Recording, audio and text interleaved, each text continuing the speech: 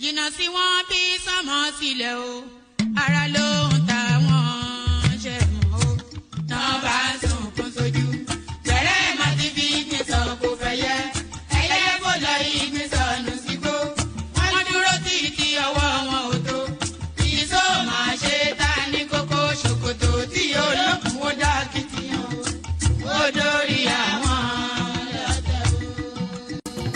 lọ́tẹ̀ o.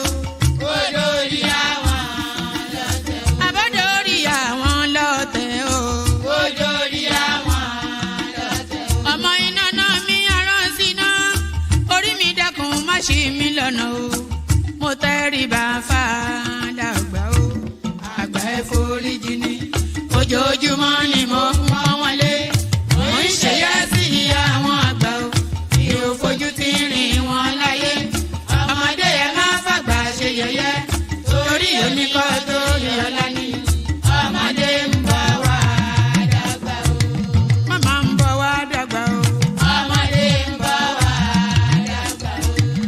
Máa ń bọ̀ wá dàgbà o. Ọmọdé ń bọ̀ wá dàgbà. Ọmọdé ń bọ̀ wá dàgbà o. Ọmọdé ń bọ̀ wá dàgbà. Bọ́lájú kòkòrò bá pẹran nígbó tó bá fúnra ẹ̀ pín ló dára jù o. Kọ̀wé mi á jẹ́ dàgbà o. Èyí mo rí màrò ẹ̀ka gbogbo náà ní ilé ayé. Sùúrù ní ṣẹ́gun ohun gbogbo. Ẹ má ṣèké mo ní ẹ má jalè. Forí orí kìlọ̀ ló jẹ́ ẹni forí wọ́rí yìí yóò ṣàbàmọ́ àwa ò ní ṣàbàmọ́ láyé o nílé ayé o àwa ò ní ṣàbàmọ́ láyé àwa ò ní ṣàbàmọ́ láyé àwa ò ní ṣàbàmọ́ láyé dẹ́bìtọ̀ rẹ̀ àtàrà ilé o àwa ò ní ṣàbàmọ́ láyé àwa ò ní ṣàbàmọ́ láyé àwa ò ní ṣàbàmọ́. Ṣòkòtò wọn múra wọn sáré kárù sọkọ o àyànmọ́ ògbóògùn o wọn ò béèrè lọ́wọ́ orí mórí lọ́mọ mẹ́wàá lọ ìyàwó ohun tí ẹ wá lọ sí Òkòtó ohun rẹ lágbo ṣòkòtò mo sọ àkúnlẹ̀yàn ọmọ ẹ̀dá láyé kò lè yí padà mo ń tẹnu mọ́ o olórí làlá bàrò orí làlá bàrò olórí làlá bàrò olórí làlá bàrò olórí làlá bàrò orí mi gbé mi níjà o olórí làlá bàrò làlá bàrò olórí làlá bàrò oríjà jogun ìkànnì wọn rí má fi wá fáyé mu nílé ayé wa o olúwa àgbẹ̀ wa níyà o àmì nílé ayé wa bó tilẹ̀ jẹ́ pé ọ̀tá kọ́ ni wá bó tilẹ̀ jẹ́ pé ọ̀tá kọ́ lẹ́yìn ṣọ́wa nínú ọ̀pá wọn kìnìún ejò olóró àkékè ṣọ́wa nínú ìdàgìrì ayé dáàbò ẹ̀bùn wá fi ṣọ́rẹ́ ṣọ́wa o mo sádì ọba bá lókè o mo sádì ọba bá lókè o mo sádì ọba bá lókè mo máa sádì ọba bá lókè o.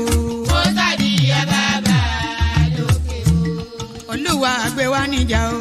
Mo sádì ọba bá lókè o. Kó má fi wá sílẹ̀ o. Mo sádì ọba bá lókè o. Olúwa má fi wá sílẹ̀ o. Mo sádì ọba bá lókè o. Àwọn ọ̀tá tí wọ́n rè rajọ ìbànújẹ́ ti bá àwọn ọ̀tá nílé. Àwọn ọ̀tá tí wọ́n rè rajọ.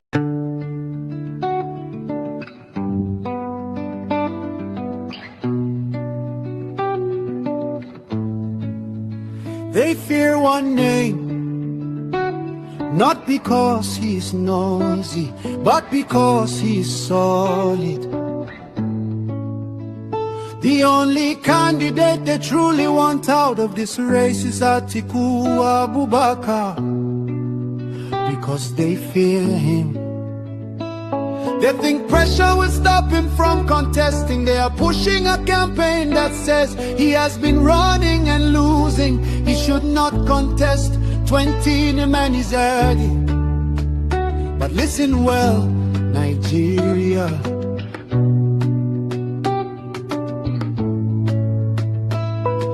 Since when did persistence become a crime? Since when did courage become an insult? Since when did experience become a disqualification? They want Atiku out because they know he can win.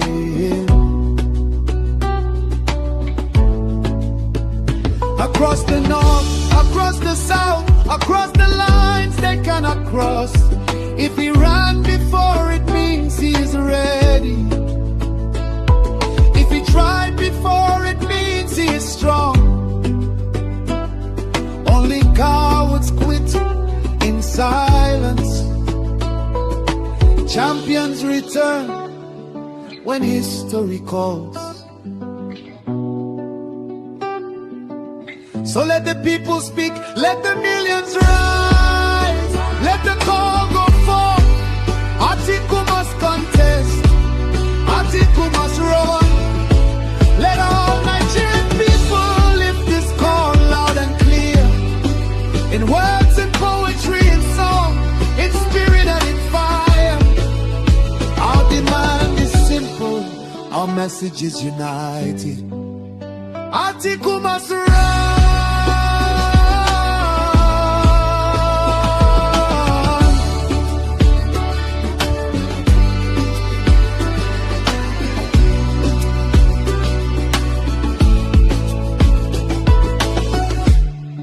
He's loved by millions across Southeast, Southwest, South, and the North. Nigeria needs him, Nigeria wants him, and history is waiting. Atiku must run, Atiku must run.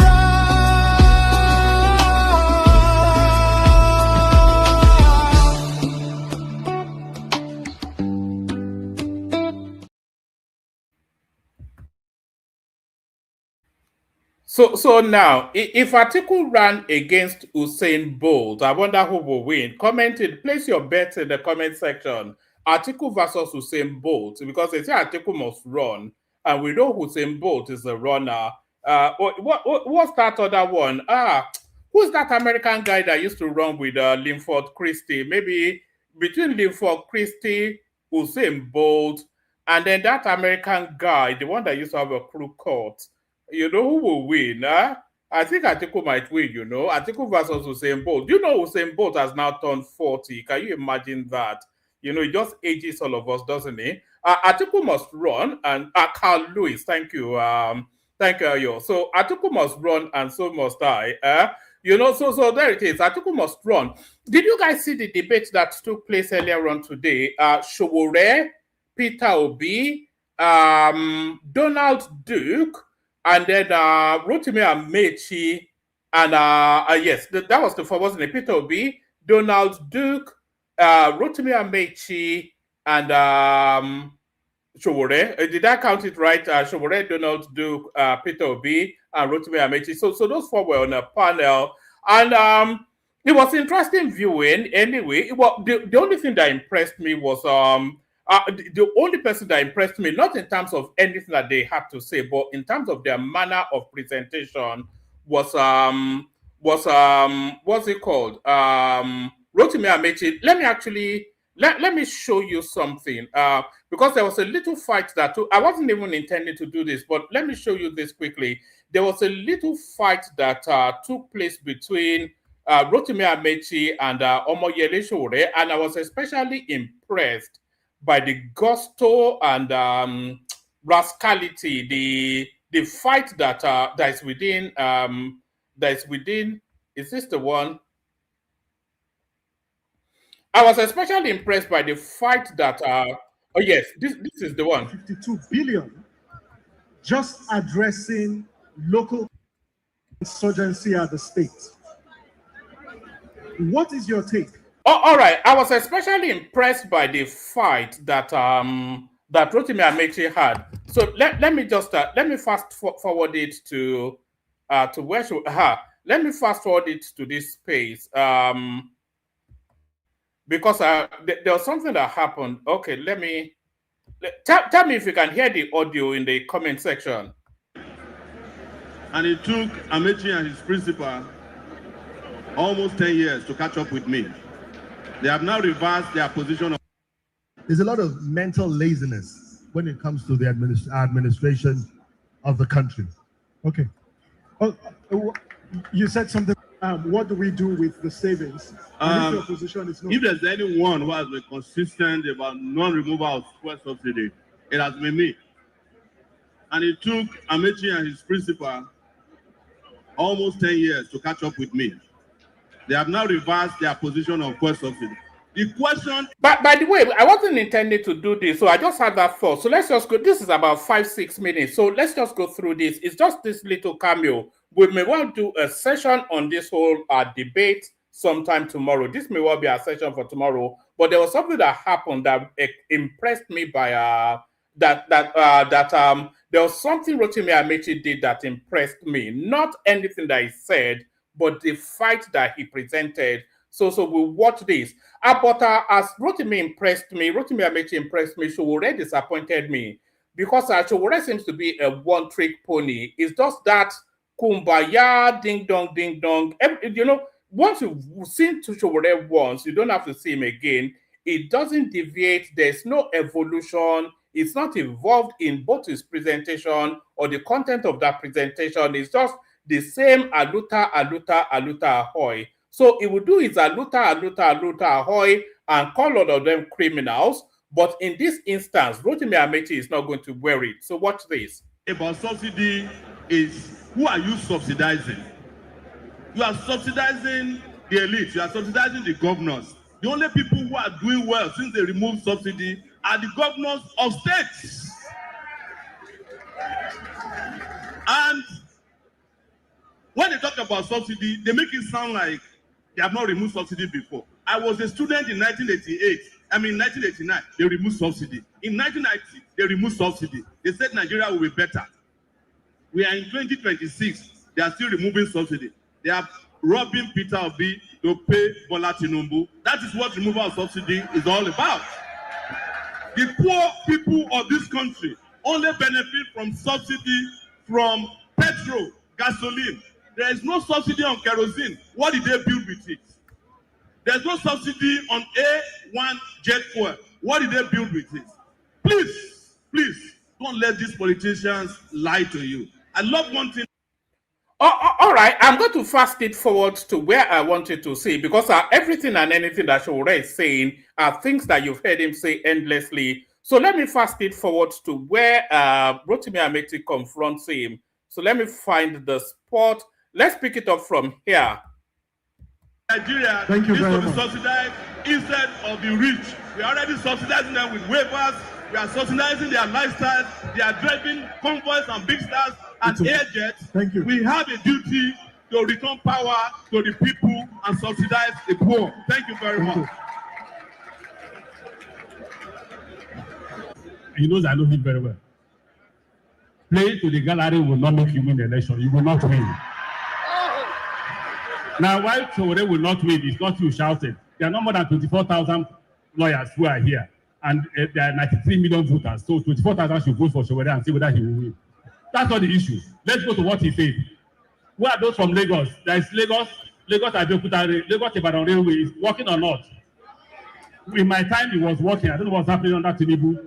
There is Abuja Kaduna Rail working or not? What happened? Now, where are Rivers lawyers? Please take Sowore around.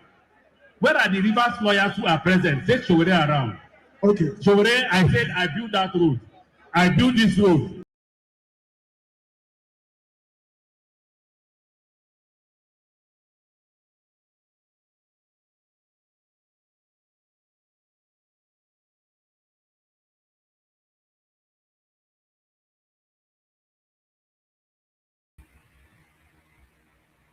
Sorry about that. A little bit of funk in the system there. Let me bring that back up again. Let me bring that back up again.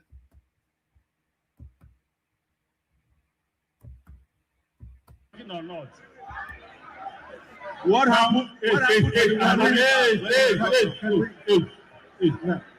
Now, If where are Rivers lawyers? Please take Showore around. Where are the Rivers lawyers who are present? Take Showore around. okay, Showore, I said I built that road. I built this road. I built this primary school. I built that primary school. Showore, what is your experience? all right, Governor. When politicians are talking, close your mouth. Yes, we have the right of the plan. Yes. Please, man will not be, I'm not answering, I'm not defending anything.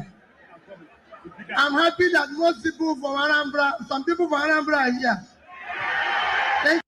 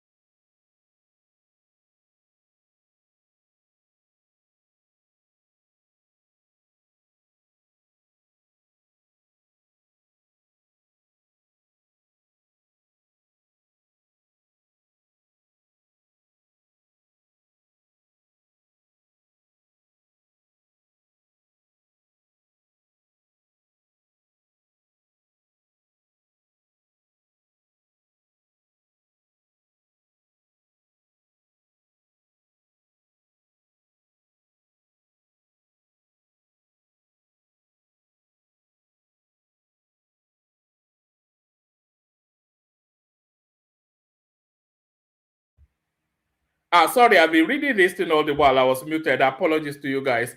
As I was saying, there's this push now for the opposition spaces to coalesce under one candidate.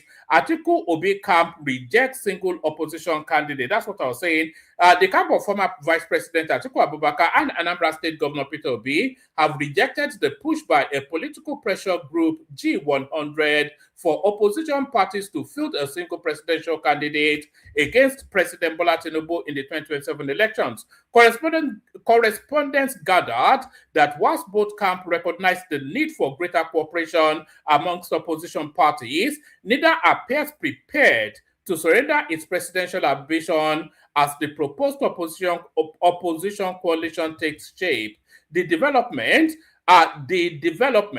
could complicate the efforts of G100, a group convened by former Director General of the Progressive Governors Forum, Saliu Lukman, which has been advocating a united opposition front as the most realistic strategy for defeating the ruling All Progressive Congress. However, the position emerging from the camp of Atiku and Obi suggests that reaching an agreement on a single presidential candidate may prove more difficult than mobilizing the opposition parties around a common agenda. So that was where I paused that, yes, indeed. No, you should have audio now, Gbolahan. So yes, indeed, mobilizing mobilizing people around an agenda is not the difficulty. The difficulty is agreeing a single presidential candidate, because the agenda of the Peter Obi camp and the agenda of the Atiku Abubakar camp is quite clear. Peter Obi has said quite categorically, he said this about 6 years ago, 7 years ago, thereabout, that when will it be the turn of the Igbos to loot the Nigerian treasury? If anybody has that clip, please send it to me so that we can play it here, so people know that I'm not making up stuff. He was saying, when will it be the turn of this one has come and chop, this one has come and chop? When will it be the turn of the Igbos to have a taste of this thing? So Peter Obi has been quite clear that his agenda is to come into governance to loot. So that's clear. And Atiku has never made any equivocation about his intentions to loot. He told us that he was going to sell off the NNPC to his Arab friends as soon, just from the very moment they declare him president. So Atiku's intention to loot the Nigerian treasury is not anything hidden. So for them to coalesce under one agenda, that's not the difficulty. But for them to coalesce under one candidate, that is where the struggle is. So that's where the struggle is. Let's go. I think is this one hiding behind the paywall? No, it's not. So let's go from that to the next one. Let's go from that to this one. So I think this is coming out of that debate. What we would do if 2027 election is not fair. This is Obi, Sowore, and Atiku. So you can substitute Atiku for Rotimi Amechi, because Rotimi Amechi was the voice of Atiku on that panel. Several Nigerian presidential candidates have said they will not accept the result of the January 16, 2027 general elections if the process is not free, fair, and credible. So I have never yet known an election in Nigeria where the loser concedes that the election was free, fair, or credible. So the only election that is free, fair, and credible are the elections that you win. Any election that you did not win in Nigeria is neither free, is neither fair, nor is it credible. So what the opposition are essentially telling you is that once they lose the elections, they will not accept the results. So they will lose the elections, not accept the results. They will go through all the stratas. I think at the presidential level, actually, you go either from is it straight to the Supreme Court or the appeal court to the Supreme Court? I don't think you go through the whole garment of the judiciary structure. So if they don't accept the results, which they won't, I suspect that they may not go to court in this instance, because they know that the results from the court is only ever going to. I've never yet known anybody to go to court, at least at the presidential level, and then have a result overturned. So that's the opposition space right there, promising us that they're going to be sore losers once they lose in 2027. Several presidential candidates have said they will not accept the result of the January 16, 2027 general elections if the process is not free, fair, and credible. The declaration came on Monday, August the 24th, during the NBA Annual General Conference 2026, themed Democracy and Governance Beyond Limits, where a moderator posed a direct question to the candidates are seated in a row before a live audience. You lose the election on January the 16th, 2027. Would you accept the outcome, yes or no? The presidential candidate of the Social Democratic Party, Adewale Adebayo, answered first, saying flatly, no, if it's not free, if it's not fair. So that wasn't the question, actually. If you lose the election, would you concede? So the answer will be yes, unless it's not fair, not no if it's not fair. So you're already premising it that it would not be a fair election. So if it's your anticipation that the elections will not be fair, then you are getting your excuses in early already. So the answer to that question always has to be a yes. If you lose an election, you must accept your defeat, because in contestation, the options of losing are as equal as the options of winning. You play. What was it? What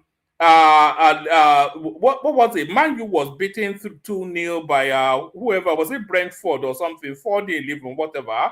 Nobody had that expectation, but a loss is a loss. If you are in contention, if you are contesting something, then you have an equal chance of winning or losing. So if you lose, then in the sporting spirit, you take the loss, unless the loss was unfair. So the answer should have been a yes, unless it is not fair. The presidential candidate of the Social Democratic Party, Adewale Adebayo, answered first, saying flatly, no, if it's not fair. Why should I accept something that is wrong?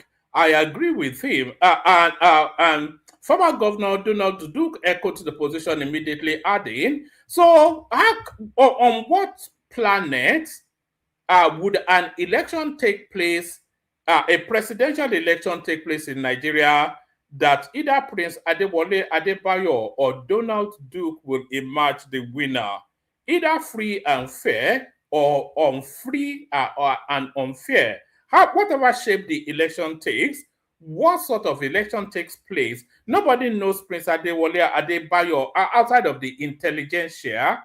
Nobody knows Donald Duke outside of Rivers State. So what sort of election would take place, free and fair or not, that will emerge people like this as presidents? The presidential candidate of the Social Democratic Party, Adewale Adebayo, answered first, saying flatly, no, if it's not fair. Donald Duke echoed, why should I accept something that is wrong? I agree with him. If it's not fair, I will not accept. I may not go to court, but personally, I will not accept. So, well, at least there's a dose of realism added to a dose of rascality. A presidential candidate of the NDC, Peter Obi, offered the shortest response of the session, saying simply, I win. What does I win mean? I will win. A candidate identified as Lawal, who represented Sheyi Makinde, the presidential candidate of the APC, is not the presidential candidate of the APC. So I don't know what this one is saying. Definitely, if it is free and fair, we will accept it. If not, we will not accept. Speaking, Amechi, who represented ADC presidential candidate Atiku Abubakar, used the platform to make a case for his candidacy's cross-ethnic appeal, arguing that his campaign was not rooted in regional or ethnic identity. Where the most tribalized candidates, that should be de-tribalized. If you look at where we are coming from, so we will win. We are not Yoruba, we are not Igbo, we are not Hausa, we are a Nigerian candidate, he said. Showore, there is no way we can win if we don't fight, and there is no way we can lose since we are fighters. Yes, we will win. No, we will not accede if it is not fair, if it's not free, fair, or credible. Why would he use a word like accede? Just say, we will not accept. What is accede? Just to show us that you're a little bit extra, you're a little slightly above them in terms of proficiency in English, or what exactly why they need to use that accede? The forum exchange reflects the tension building around Nigeria's electoral process ahead of the 2027 general election. So is Tinubu going to come out is the question. So there's every chance that Tinubu will come out, but I don't have the anticipation that Tinubu will come out and sit on a panel. Tinubu will come out, he will be interviewed by some senior person like Ruben Abati, maybe Maupe Ogun, that sort of echelon of journalism. They'll put questions to him, he'll give answers, etc. The debate, the public outings that I am looking forward to is the one that hopefully will be organized by the Lagos Business Forum, because that was the one that gave us the most insight into the last cycle of election. So I'm looking forward to the session being hosted. Hopefully they will host the session, the Lagos Business Forum. That will give us the clearest indication of the direction of travel of the election. So I'm looking forward to that. So that's the I will not accept if I lose sort of a thing. They say reality. Let me show you this before I go on to the next one that I'm about to show you. You know, they say facts are a stubborn thing. They don't care for your emotions. You know, facts are a stubborn thing. They don't care for your emotions. When something is visually and factually verifiable, then your opinions become secondary and irrelevant. So once something is quantifiable, verifiable, physically attributable, then your opinion becomes secondary to something that is visibly and touchably present, you know. So what am I talking about? So you can't. Tinubu is working. Tinubu is not working. It's a matter of the effect that it has had on people. So somebody has done a rundown of tables of the pluses and minuses. So Tinubu has defeated the IPOB. Can we say that? Tinubu has defeated the IPOB. Can we say that? We can't say that. Tinubu has thrown Simon Epa into a prison in Helsinki, and he has thrown Nnamdi Kanu into a prison in Sokoto. And since he took off, he says, take off the head and the body will follow. You've heard that phrase. Take off the head and the body will follow. So since Tinubu chopped off the Hydra head of the IPOB movement, that movement has dissipated. It has ebbed away. Who's talking about IPOB now? Who cares? You know, even the Igbos have just, the Igbos have just completely abandoned it because there is no arrowhead to that narrative anymore. So Tinubu has defeated, and this was something that held siege for the 8 years of the Buhari administration, the IPOB space. They didn't know how to handle it, but Tinubu, within 2 short years, has defeated the IPOB. So there's no equivocating that. It's a matter of something that we can all see. So Tinubu defeats the IPOB. Tinubu defeats ASU strike as well. Tinubu defeats fuel kills. States not owing salary. Tinubu defeats that. Tinubu grants local government autonomy. 140,000 forest guards. Students dropping out, no longer a thing because their fees are paid and they get money in their pocket. So they have no reasons unless you're a rank olodo. 0 NMPC remittances. Well, that has stopped. NMPC now remitting everything now. Weak foreign reserves, that's gone. Borrowing to pay salary, that's gone. NEL fund loans, that's come in. Abandoned federal roads, that's been tackled. Borrowing for fuel subsidy, that's gone. Obi presidential ambition, I think this was a cheeky one added, that's gone. Nigerian Army, 4 divisions added.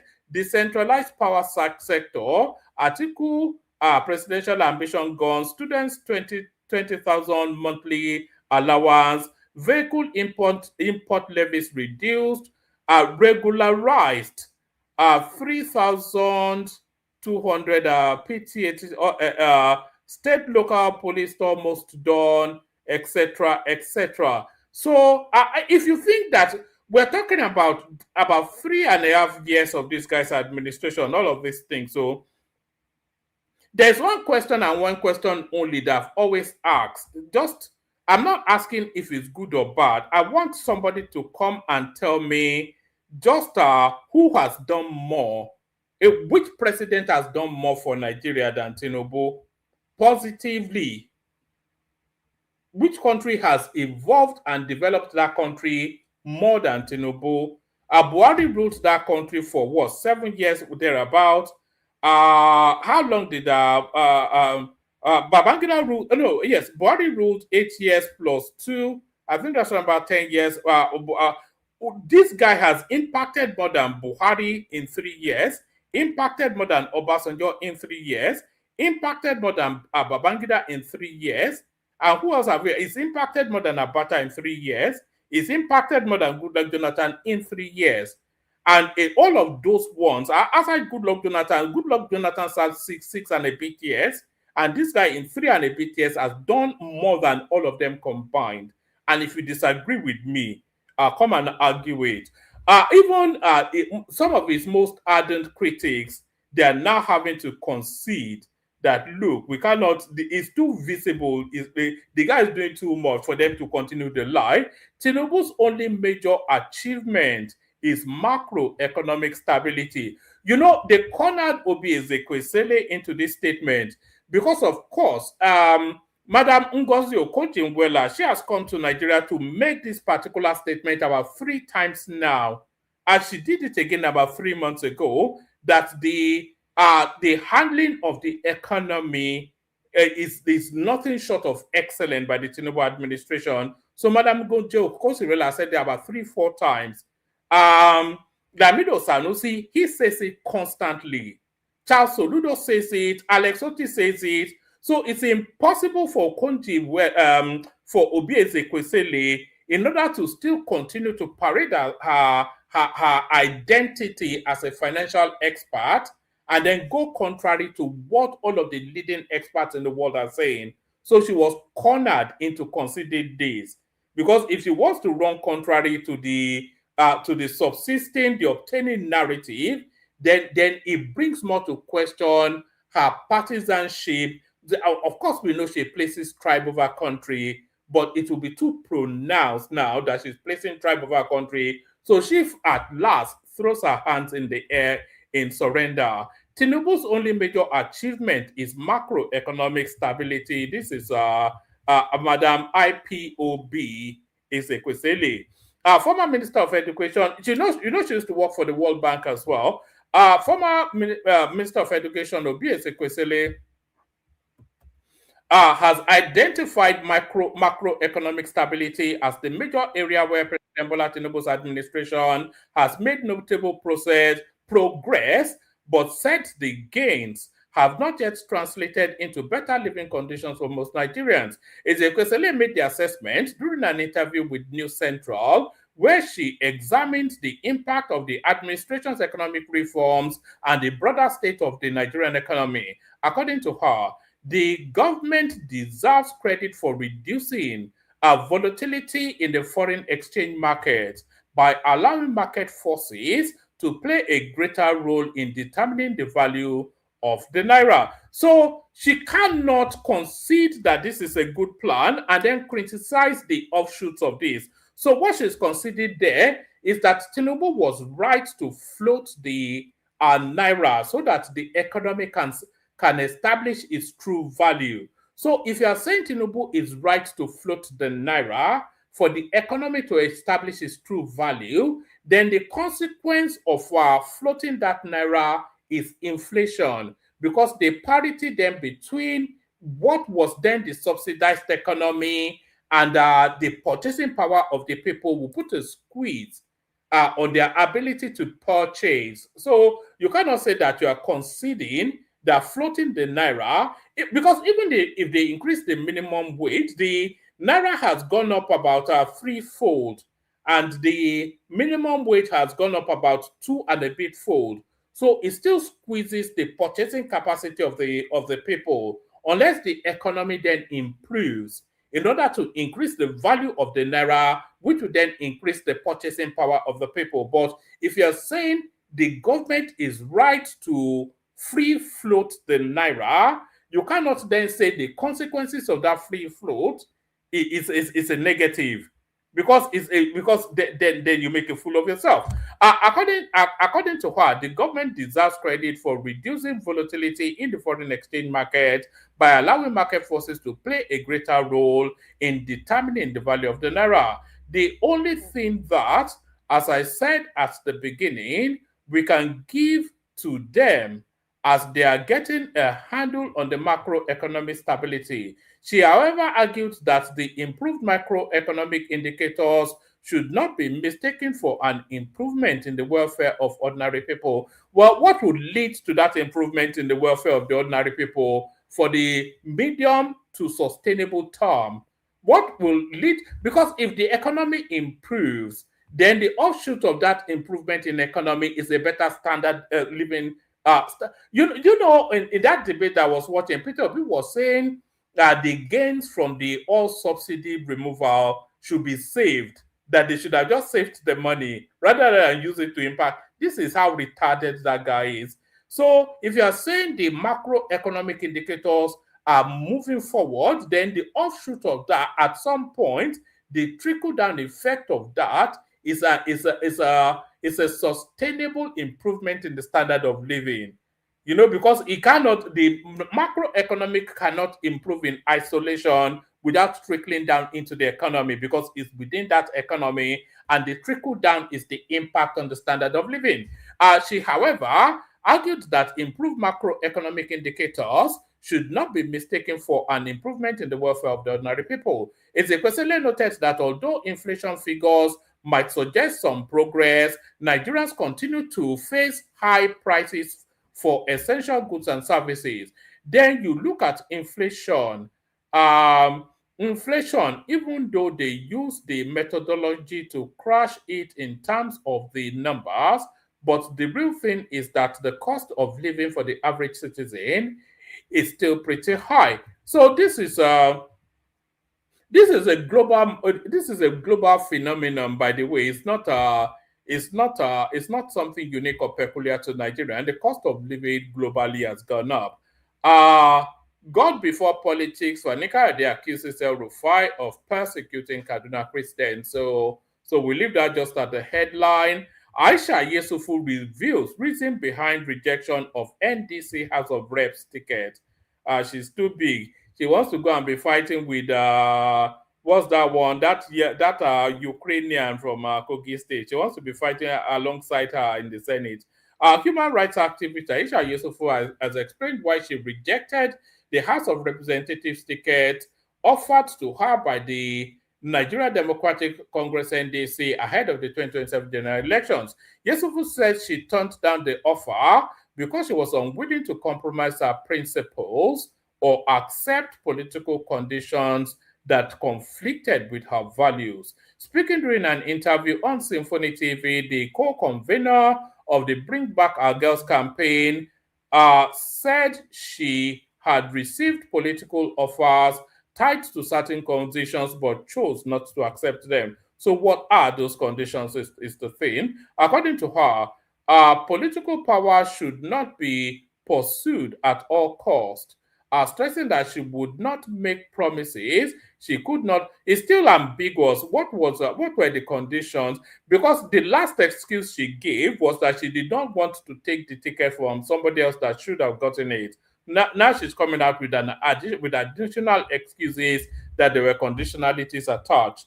I did not accept the House of Representatives ticket that was given to me because there were other people who were doing it on the issue of principles, Yusufu said.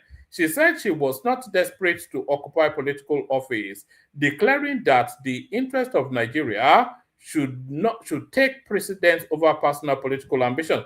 Do you know she said once upon a time that she was angling for governorship of Edo State? So the ambition of that girl is what does Baba call her? The bandit in hijab. The ambition of that bandit in hijab is insatiable.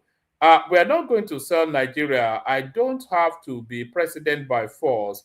We won't make any promises that we will not just get out of here, man. It's getting tedious, so somewhat listening to. Did you see that Randy Peters, the way he was punked? And still they'll be, man, these people they're just getting insufferable, intolerable. So we come from that. So this is not to do with politics. A lot of you, especially from the Yoruba space, you may be aware that what's it called? Taiwo Hassan, popularly known as Ogogo, he passed away. So this is the Ogun State. Is this the Ogun State presidential governorship candidate? Telling us just efforts that he made to try and help him out. Ogun APC governorship candidate Senator Solomon Adeola said his family stood close to veteran actor Taiwo Hassan Ogogo before his death on August the 23rd, 2023. I think he passed away from cancer, which had gone far. Yes, he did. Adeola said his family supported Ogogo's treatment and did everything possible for medical care, but God took him after a courageous illness battle. In a Facebook tribute signed by his wife at Temitope Adeola, he called Ogogo a proud Ilaro and Ogunwe's son and condoled his family and Yewa land. So that's that one right there. All right. So prepare yourself to be very annoyed. For this now next thing I'm about to show you, prepare your minds to be very, very annoyed because I certainly was very, very annoyed when I saw this. You know, we should not be in the same countries. We should not be in the same country with northerners, with all these Hausa Fulani people. We should not be in the same country with these people. They are not conducive to civilized living. Not conducive to civilized living. Watch this.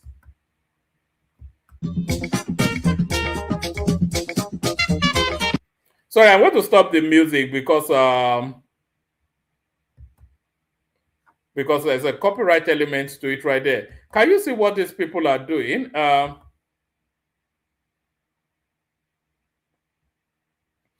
These are your Aboki friends destroying public pathways to access the wire, the steel wire. Look at that. These are newly built roads, oh, and look at what these malams are doing. Just to access that wire mesh. That's all it's after. Oh. And if it will go back home and tell his wife that he worked hard today. Look at that. These are malams. They're not conducive. They should not be allowed to live amongst human beings. So that's Obi Ezekwesili again. Obi Ezekwesili reveals only achievement recorded on that Tinubu. So that's that one. Let me play you this one. They say regret is a dish best served cold or whatever it is. So I'm only playing you this one now just so we can laugh at him together. The ridiculous guy that is Fayoshe's brother. So watch this one.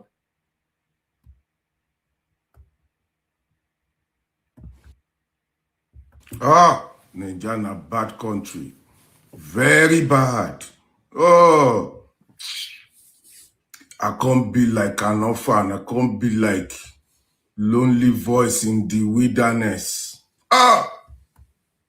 My show. 2018. Now so I struggle with my brother. No, that boy, we no go agree. I even followed him to EFCC. They shout Magu Ole, Magu Ole. Magu say, who is this boy calling me Ole? They should go and look for anything to rope him. Up till today, they still rope me into a matter where they go court. That my brother now don't take appointments. In Peking is about to be House of Assembly member in Ekiti. I can't be on my own, they face my problem.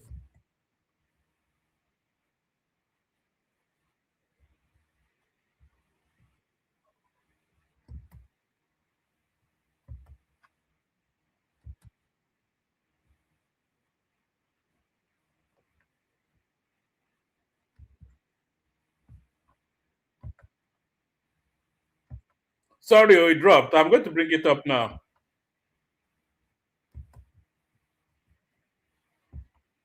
Everything, election, one look for anything to rope him. Up till today, they still rope me into a matter where they go court. That my brother now don't take appointments. In Peking is about to be House of Assembly member in Ekiti. I can't be on my own, they face my problem. They say we tell you, Isaac, keep quiet. You know, yeah.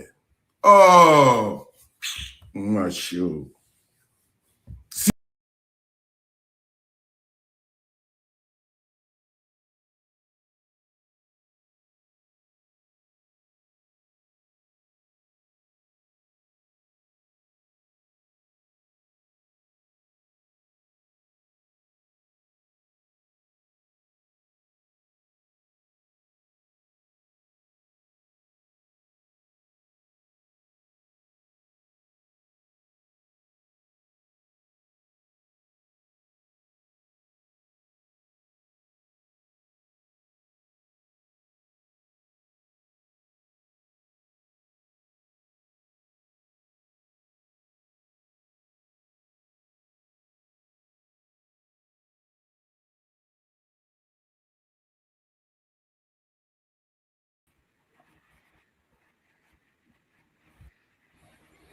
All right. I think that one has. I think I'm just going to mute this.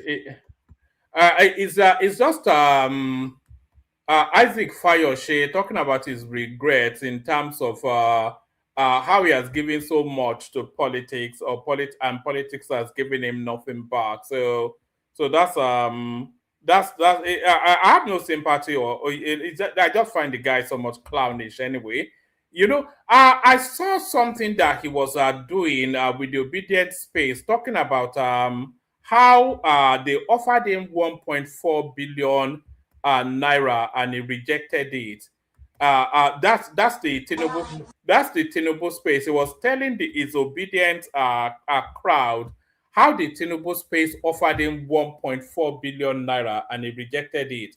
And it made me think, what is the political value of Isaac Fayoshe to be what? Because what's what point? That's close to that's close to £1 million. That's about $1 million. What is the political value? What is the strength of the voice of Isaac Fayoshe that is what somebody giving him £1 million, $1 million? It doesn't carry any leverage now. It doesn't add or remove anything. The only selling point that Isaac Fayoshe has is that it's a Yoruba man supporting an Igbo man. That's the only cachet. If he was supporting anybody else, if Isaac Fayoshe was an Igbo man, it will have no impact on the political space. If Isaac Fayoshe was supporting a Yoruba man, it will have no impact on the political space. The only impact that if Dele Farotimi was supporting Tinubu, he will have no impact on the political space.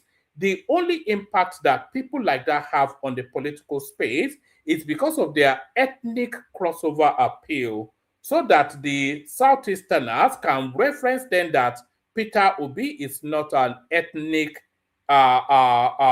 candidate because Isaac Fayoshe, a Yoruba man, is supporting him, because Dele Farotimi, a Yoruba man, is supporting him. So that's the only cachet that their voice has. It has nothing else outside of that.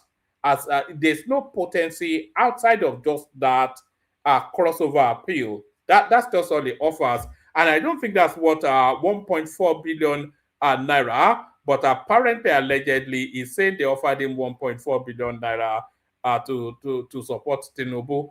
But let me take you to this one. This is a lawmaker in Nasarawa State. So let him tell his own story to you. Doctor,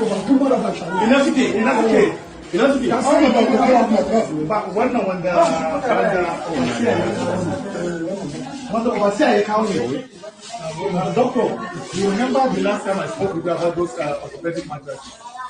You remember what you told me? This man, do you know me? That's why I second I care under the stable money. Don't allow me to be very upset with you. Why are you lying to me? How can you tell me, child, this is the mattress I bought? Can I? So there'll be some Hausa language and then there'll be some English language, but the summary of the storyline is this lawmaker from Nasarawa, from the monies that he's stealing at the federal space, he had a moment of conscience prick that then led him to buy 50 ceiling fans, 50 standing fans, and a bunch of orthopedic mattresses for his local hospital. So that was what he said he bought. But then, of course, as we saw with the Malams destroying public roads in order to access the wire mesh, the Northerners they're intrinsically criminal by nature, and even the money he stole that he wanted to use to do some good, the people he wanted to do the good to, they stole from him as well. So let's take it from the beginning again. It's only about 2 minutes, but it's just a little cameo of the Nigerian situation. This is like a soupçon of this can repeat in any other state, by the way. It's not a really essentially another narrative, but this is just an example of the problems we have. This is central to the problem we have in Nigeria. Doctor,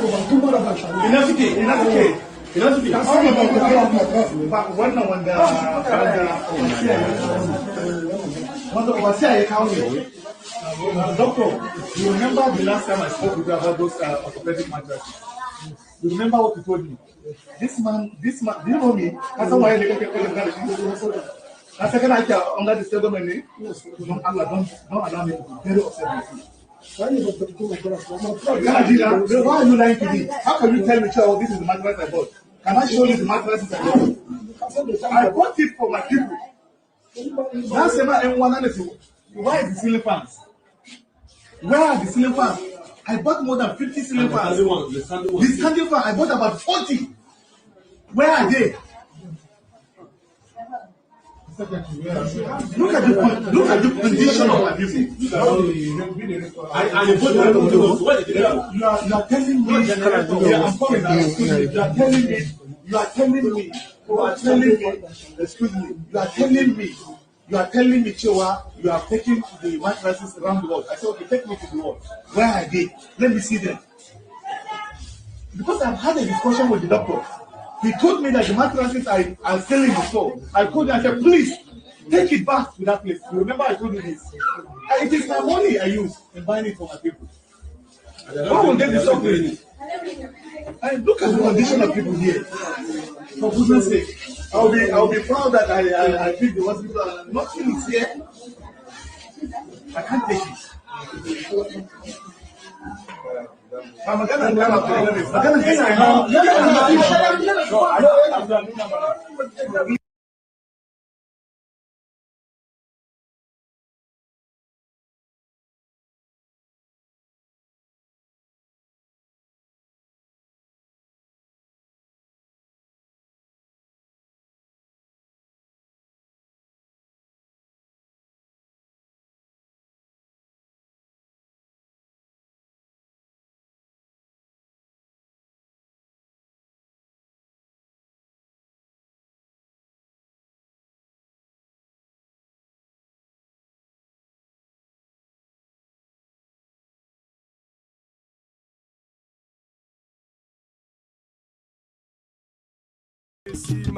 Water, only water, only water, where they see ma. Water, only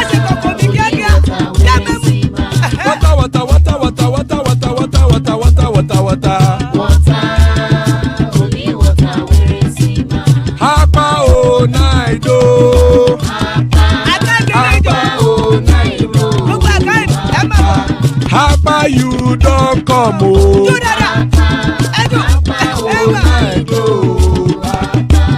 Hapa o naido.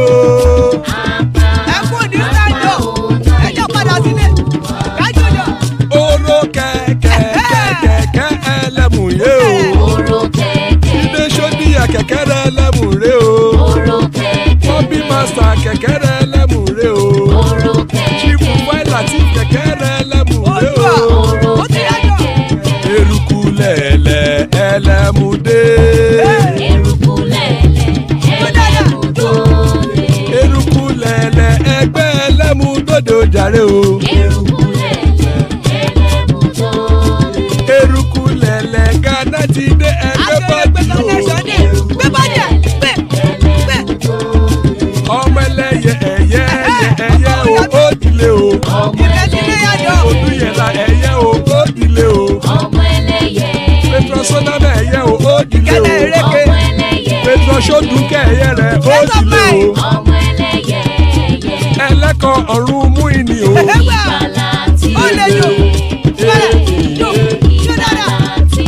Àkùkọ ọ̀run mẹ́kọ̀.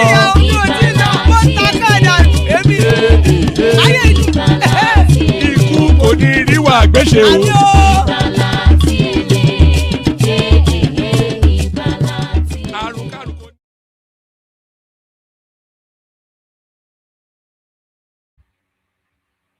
And that is right there. Ikuku Nerua Gbeche, may that have nothing to do with us.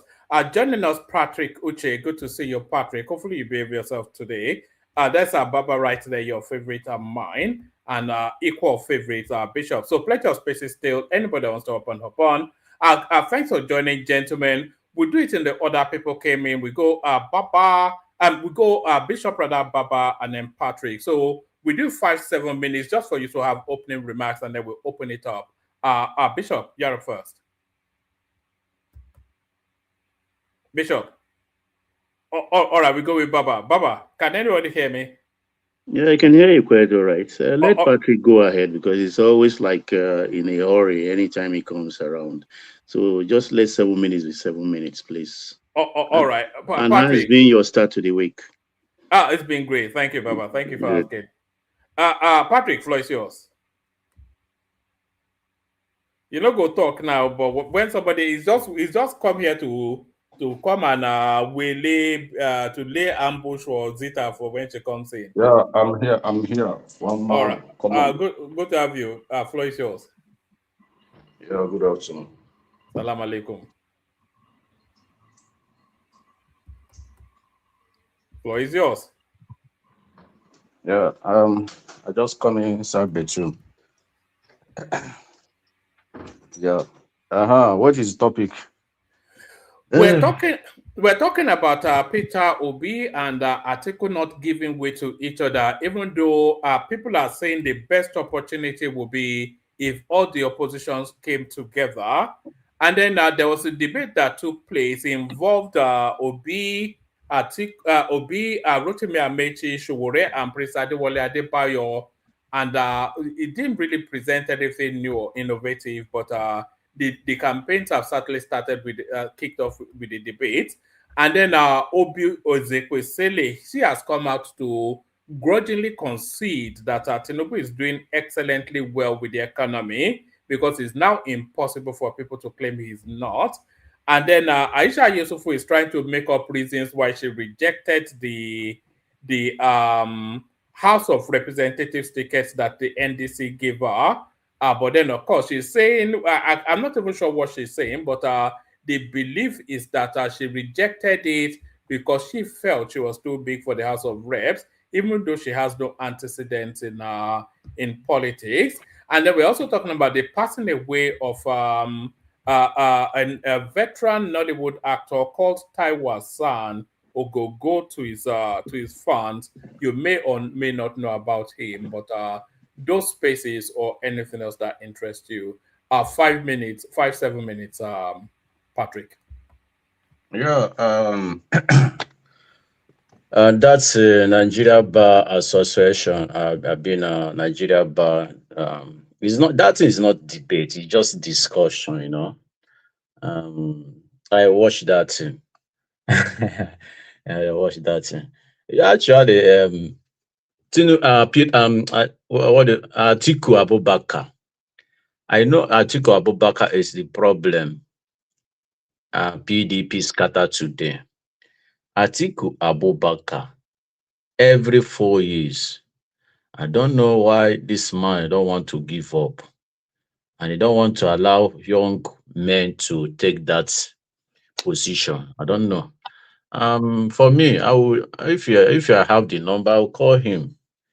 Let him step down to P2B because P2B is a youth, you know, it's a youth. So also step down for him because Atiku is almost 80 years now, you know, or I think so, 80 years. P2B is 60 something. For me, I would advise him to step down to P2B. Let P2B take that position. He will be a statesman, you know, a leader.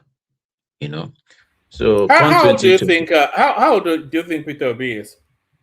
Peter Obi is a 65 or 64 years. Yes, it's nearly 70. You know, it's nearly a 70-year-old man. You know, he's not as young as no. 65. Okay. It's nearly 70.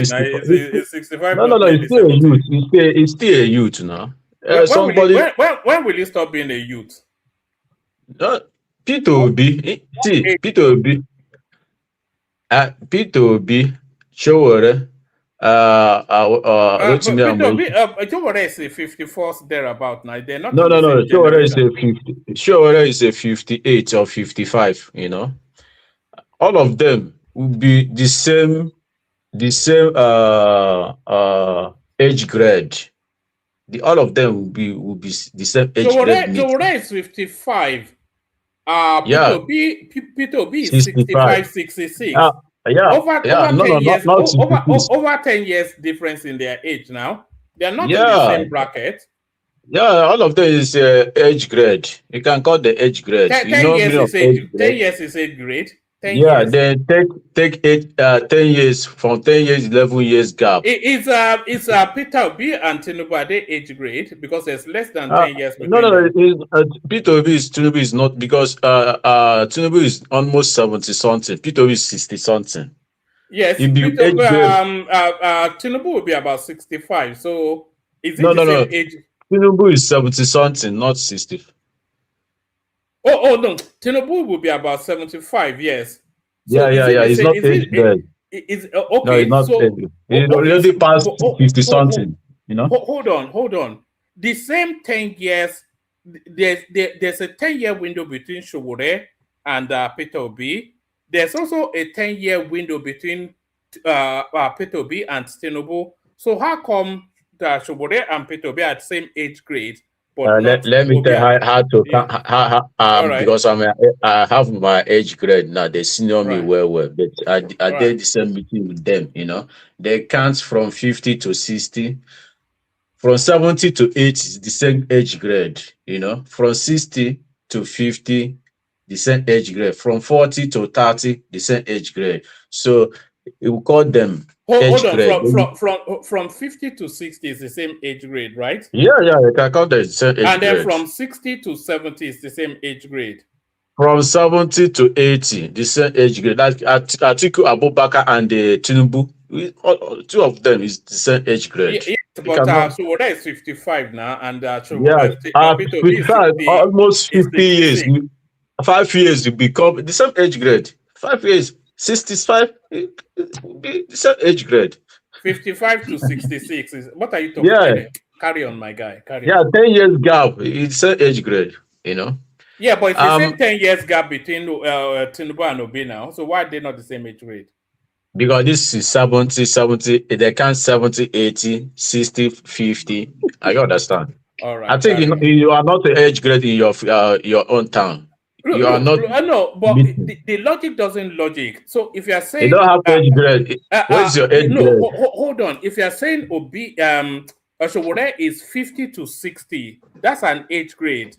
But Peter Obi is 60 to 70, so that's a different age grade. So Showore and by your own logic, anyway, let's forget all that. Carry on. We can go stay there for Yeah, go to the politics. all Yeah. of them have this meeting yesterday will be the same age grade. Both me and Mweshi, all of them will be the same organization meeting.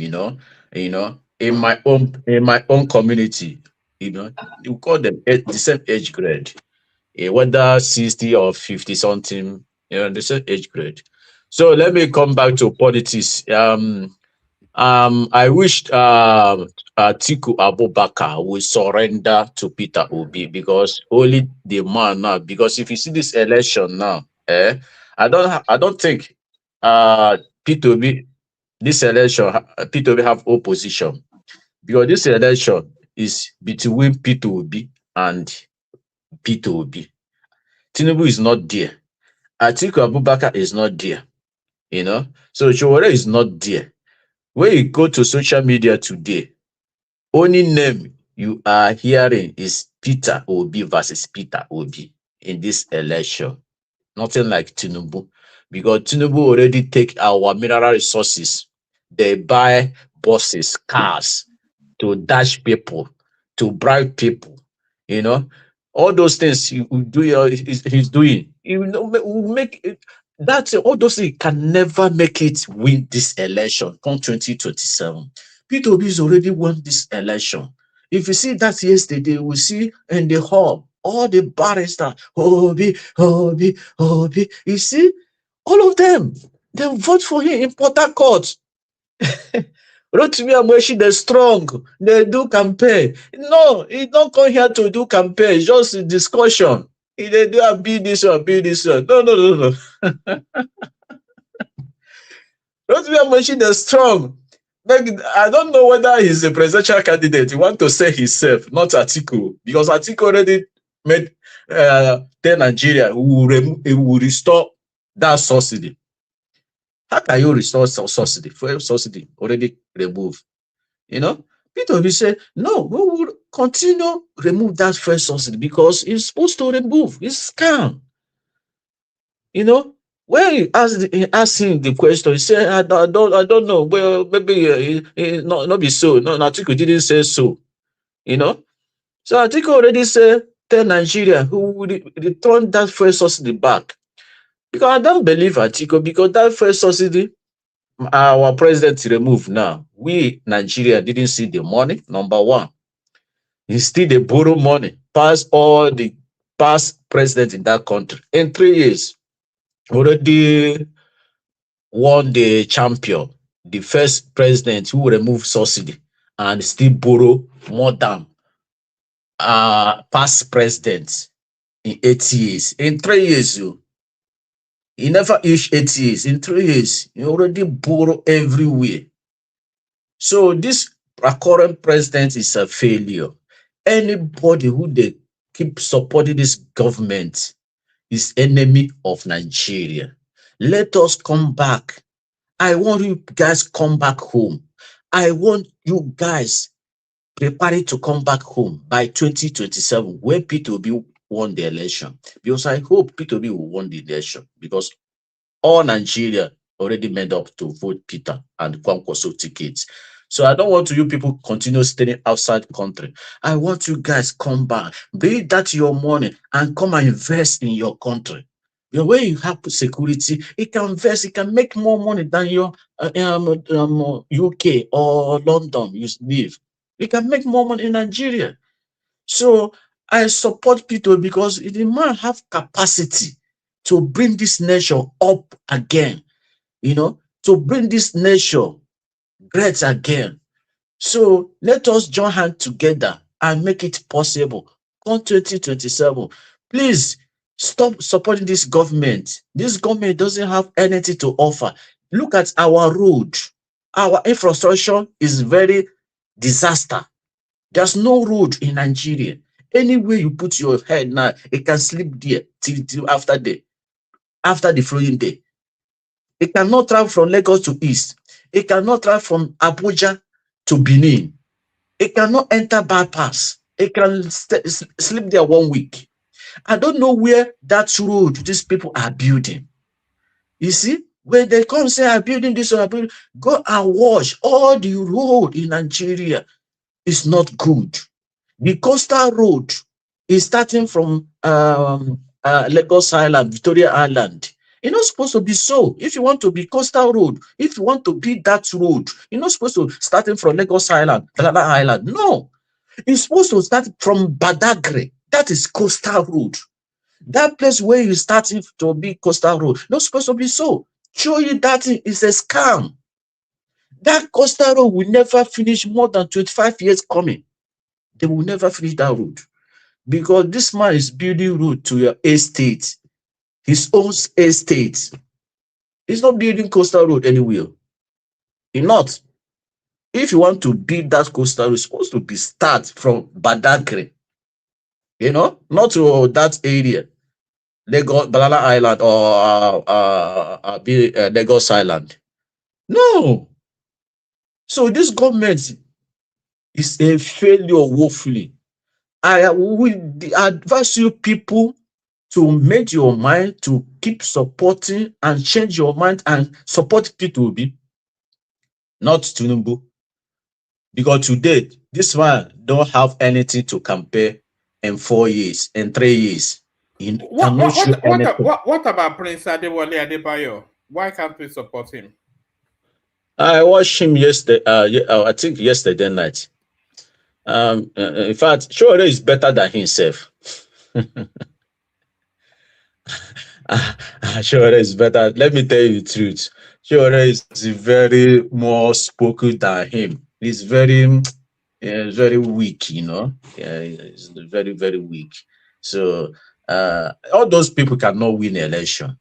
Just the deceiving gullible youth Nigeria. Somebody you know that cannot get more than 30, more than 1% vote. They support it. I cannot support all those people now. That man and Showore, I cannot support them. You know, Showore cannot win only. Tell me one polling unit Showore can win. Nothing. But How can I support if them? we all back him, he can win now. How can I back him? How can Because I leave somebody like? How can I leave somebody? you don't think he has good ideas. No, you know how any good idea. I watched them yesterday. They don't have Sure, any doesn't good have idea. any good ideas. Prince No, no, Adewale Adebayo only doesn't have good ideas. no. Only talking. Don't not have any good idea. I see that debate debate. I see it yesterday. Peter just they laugh them. You know that one is a brave man. You don't need to But does compare. Peter Obi have a good idea? Peter we have very good idea now. Eh? Okay. In terms of security, see what you say. Oh, yeah, what did he He say? What did he say he in said terms? he will tackle all those he first tackle unemployment, you know. Where you are employing your people, they have job. Insecurity will reduce by 50%. Because what it costs security today? Because lack of job, hunger. You see, I watched your video you played just now. You see all those our brother in the north. So Boko Haram is fighting for jobs, Abi. Is that what Boko Haram is Yeah, fighting for? Boko Haram fighting because there's no job, lack of job. Politicians give them gun, give them little money, they carry gun, enter bush, they pay them small little bit. From there, they start kidnapper. But if you have a better job like you do in London, can you leave that your job, enter bush? One They man will look pass for 10 minutes threshold. no, they cannot do that. All right, 2 more They minutes, cannot sir. do Bring that. it up. Bring it up. The main insecurity in Nigeria is lack of jobless in country. There's no job, hunger everywhere. When you tackle all those Amajiri people, train them, push them, they enter school. You know, after they finish, you give them job. You cannot see all those things again now. You cannot see them because they will have hope. After I finish school now, I will get job. After I get job, I will be in my house. I will marry, I enter house. There's no need to a governor to marry a wife for them. This is nonsense. I never see a country governor will marry a wife for citizen without job after everything. What do they don't have a job to do. We cannot feed that your wife. You first give them job. Allow them. They marry wife for by themselves. So All right. all of them do not have any idea past P2B. Let me tell you the reality. All right, brilliant. Thank you, Patrick. Stay with us, Patrick. Baba, floor is yours. Yes, thank you, one man. Fellow panelists, how are you doing today? My people in the commentariat, I salute you. The cream of the pack, the duo and tag team of Ayo and Oga. You're welcome. My friend Ufama Michael, Jean Young, they are here up in arms as usual. I just see traveling man and who else missing here? And all those that are there present. And oh yes, lest I forget, OC, rather welcome OC. How are you doing today? And esteemed viewers, I hope you've clicked the like button as you are wont to do every day as you come in. Don't forget that. And if any of you have not subscribed, I ask why not to do so right now. And don't forget, whilst at it, to also share the program. Yes, one man.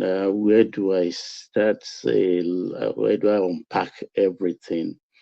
I think, let me thank the Father of of creation. Thank God we don't have polling units in the cyberspace. We don't have polling units there. We don't vote in the cyberspace.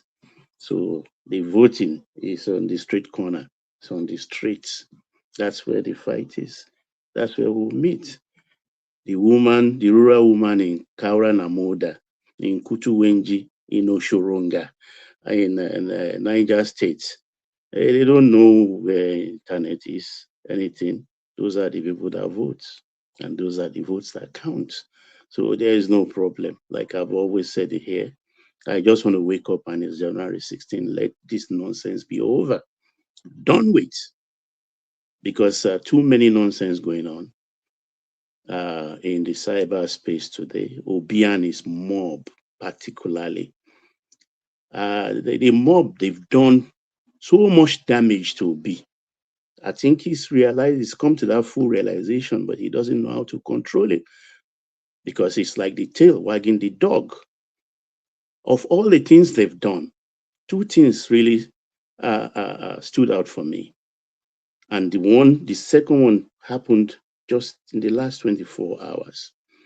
The first one was Doyin Okukpe when he left the mob, the Labour Party then, the way they attacked him, even abusing him with his cancer illness, as if they will not die again, as if Obi will not die again. Obi didn't see anything. And to cap it all up, Obi saw him in a transit aircraft. Obi just walked past him as if he never existed. That's unforgivable sin. It's not just an offense, it's a sin in my own lexicon. And the second one, they take it too far. I have not watched Yoruba film, I think, for like 12 years. So I don't really have, I know the Mr. Taiwo, Alhaji Taiwo Hassan, through the Yoruba films I've watched some 14 years ago. For them, the mob, to come up today and trashing the dead, the corpse of a man who cannot reply that it was because his support for Tinubu gave him cancer illness. That's why he died. And you, the head of the mob, you kept quiet. Why wouldn't you? The daft that you are. Even when they vilified Wale Soyinka, who helped your people, who sacrificed a lot, and went to incarceration in Inter Center and also Itaoko for over 2 years. You kept quiet. You catching Cruz. We are waiting for him. You understand? Because I was pained. Because these are how the Zikis movement started. Pre-independence. The Zikis movement then. They have the whole mixture, the gamut we have with the obedient. Zik called them to order. And at a point where he couldn't contain them, Zik disbanded the Zikis movement. As bad as Zik was, he disbanded the Zikis movement. These people, they've done too much damage to Obi, and he knows it. I don't think he wouldn't say he doesn't know. The next election is coronation. You can masturbate as much as you want and think it in your head. It's a coronation of Tinubu. Because everybody is simple calculation. If they are split down the line the way they are, like they are now, like in 2023, then what has changed? I mean, we hear everybody, both literate and illiterate, will tell you, oh, if you keep on doing the same thing all over and over again and you expect the same result, is a pure definition of madness.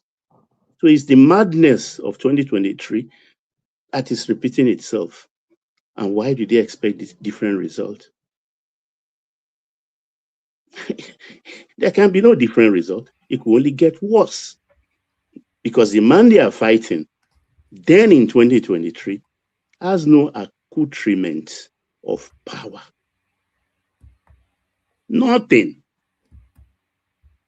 he emerged.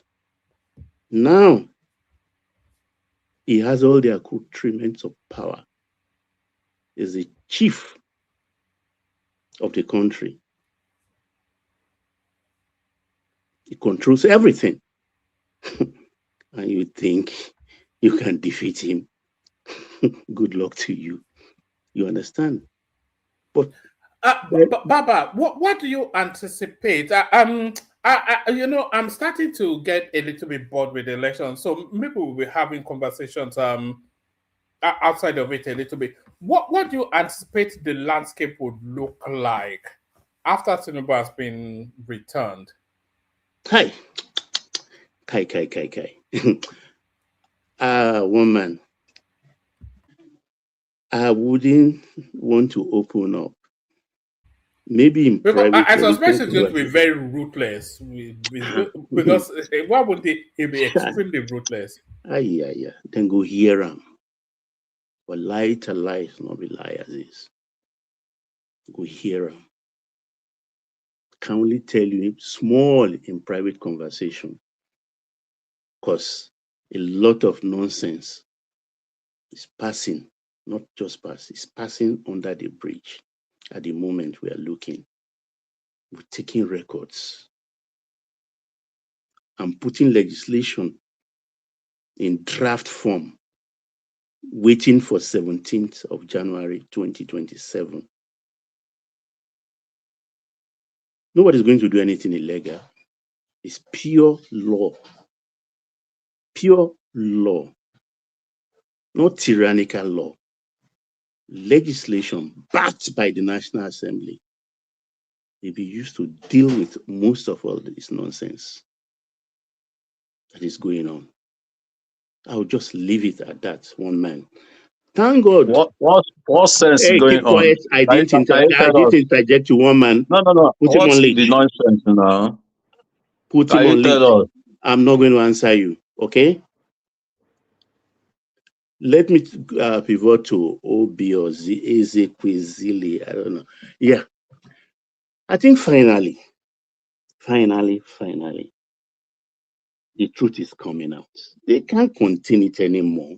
Even if you are blind, you can feel, you can touch. We have sensory organs. You can smell. You can see. But now they are seeing. They are no more myopic. The scales are falling out of their eyes. Was I surprised? Yes. For Obi, they are obstinate. But for she to come out, for her to come out like this, for her to come out, that means she just couldn't contain it anymore. She must have been challenged because she's an academician, renowned one. I can't deny her that, of international dimension. I'm sure his compatriots outside must have been asking her, pointing these things to her, and it will make her look stupid or intellectually incapacitated not to admit it to them, because it will diminish her status. And finally, she had to spit out that, yes, okay, he has not done anything, but I'll give it to him. For the Forex team, he's done very, very well. Yeah, I think at the heart of everything is the foreign exchange. Is the foreign exchange that gave birth to the micro successes of this administration today. So for her to come out, I thank God. Maybe she has more. But Baba, she cannot concede that Tinubu got it right by free floating the naira. She cannot concede that and then argue in the same breath that the people are suffering. Because there's a price to that's pay what I'm for saying. That's a decoupling of that multi-windows. Actually, I mean, bringing everything together, coupling them into one window that gave birth to the successes in the micro level. So if she said that, then of course she has to tick other boxes. Even if she does not or did not in that forum, we will tick those boxes for her. Definitely. Because as of today, I mean, we are coasting home a nation. Do you know some of these the Middle East country? Do you know what their forest reserve is like? Hundreds of billions, and we are building. We stood at 252 today, and who knows what will happen in the next 6 months? I mean, they say we are not exporting, we are not doing anything, but I just told you about a week ago that we exported 281 products, non-oil products, 281, 281, read my lips, to 120 countries, raking in 12 trillion naira. That's about $8 billion. And somebody is telling me consumption How to does it help the production. poor man? You understand? Yes, I will tell you how it helps the poor man. Because what happened in Nigeria of today has happened before. We've always talked about the juju musician, the high life musician. Maybe I'll remind them again, if they don't belong to that sphere musically, to go back to Ras Kimono in the late 70s, early 80s, Under Pressure. The track Under Pressure and the track Water Gwan in my country. They will know definitely that there is nothing What new. are gone in this country? Exactly. Yeah. You too. You were Larry was for the time. No, let me answer Solly. Look, Nigeria today has become, I wouldn't want to use the L word like Buhari used, but I would say it's become a funny country where people enjoy idleness. You understand? The business of government is not to create job. Government cannot create job. Government will create the atmosphere for private businesses to thrive. It is the private businesses that employs. But Nigerians of today, they like instant gratification. That money, they would rather collect the money now. That's why it's easier for politicians to give them the right. You understand, right? They want money now.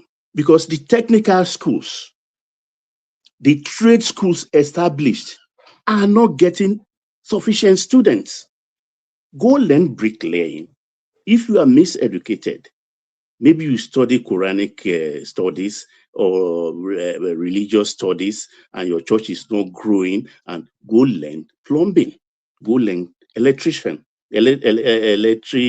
engineering or whatever they call them, go learn carpentry, woodwork. But they don't attend. They make those ones even free. That is one. Two, when you have construction site, let's say, for instance, Julius Berger, they have technical staff that are on their payrolls. But when they gain contract for, let's say, a construction road, they employ people massively for that project. 2-3 years, they are still working there. So people, most of the construction site, for instance, unfortunately, Solly, we have the Beninois, the Togolese working in them today, because our people would rather go on TikTok. Our people would rather go on Instagram to abuse their father's age. People who are more successful than 3 of their previous generations, and lampoon them. They have the belief that they could make money in cyberspace, or YouTube is paying them, that is paying them. That is their typical excuses. That is why a journalist of Mr. Udo, if I remember, is his name, who stood and said, I have 3 children in the university, they are not gaining from NEL fund. And he was laughed. 3 more minutes, Paul. Yeah, he was laughed. That, where are you sleeping? Please wake up, Mr. Udo, the journalist. If your children, maybe they are telling you lies, and if they are not telling you lies, then you remind them, wake them up, and let them collect their money. How does that help disabled? Disabled? Don't stretch me, Mr. Solly.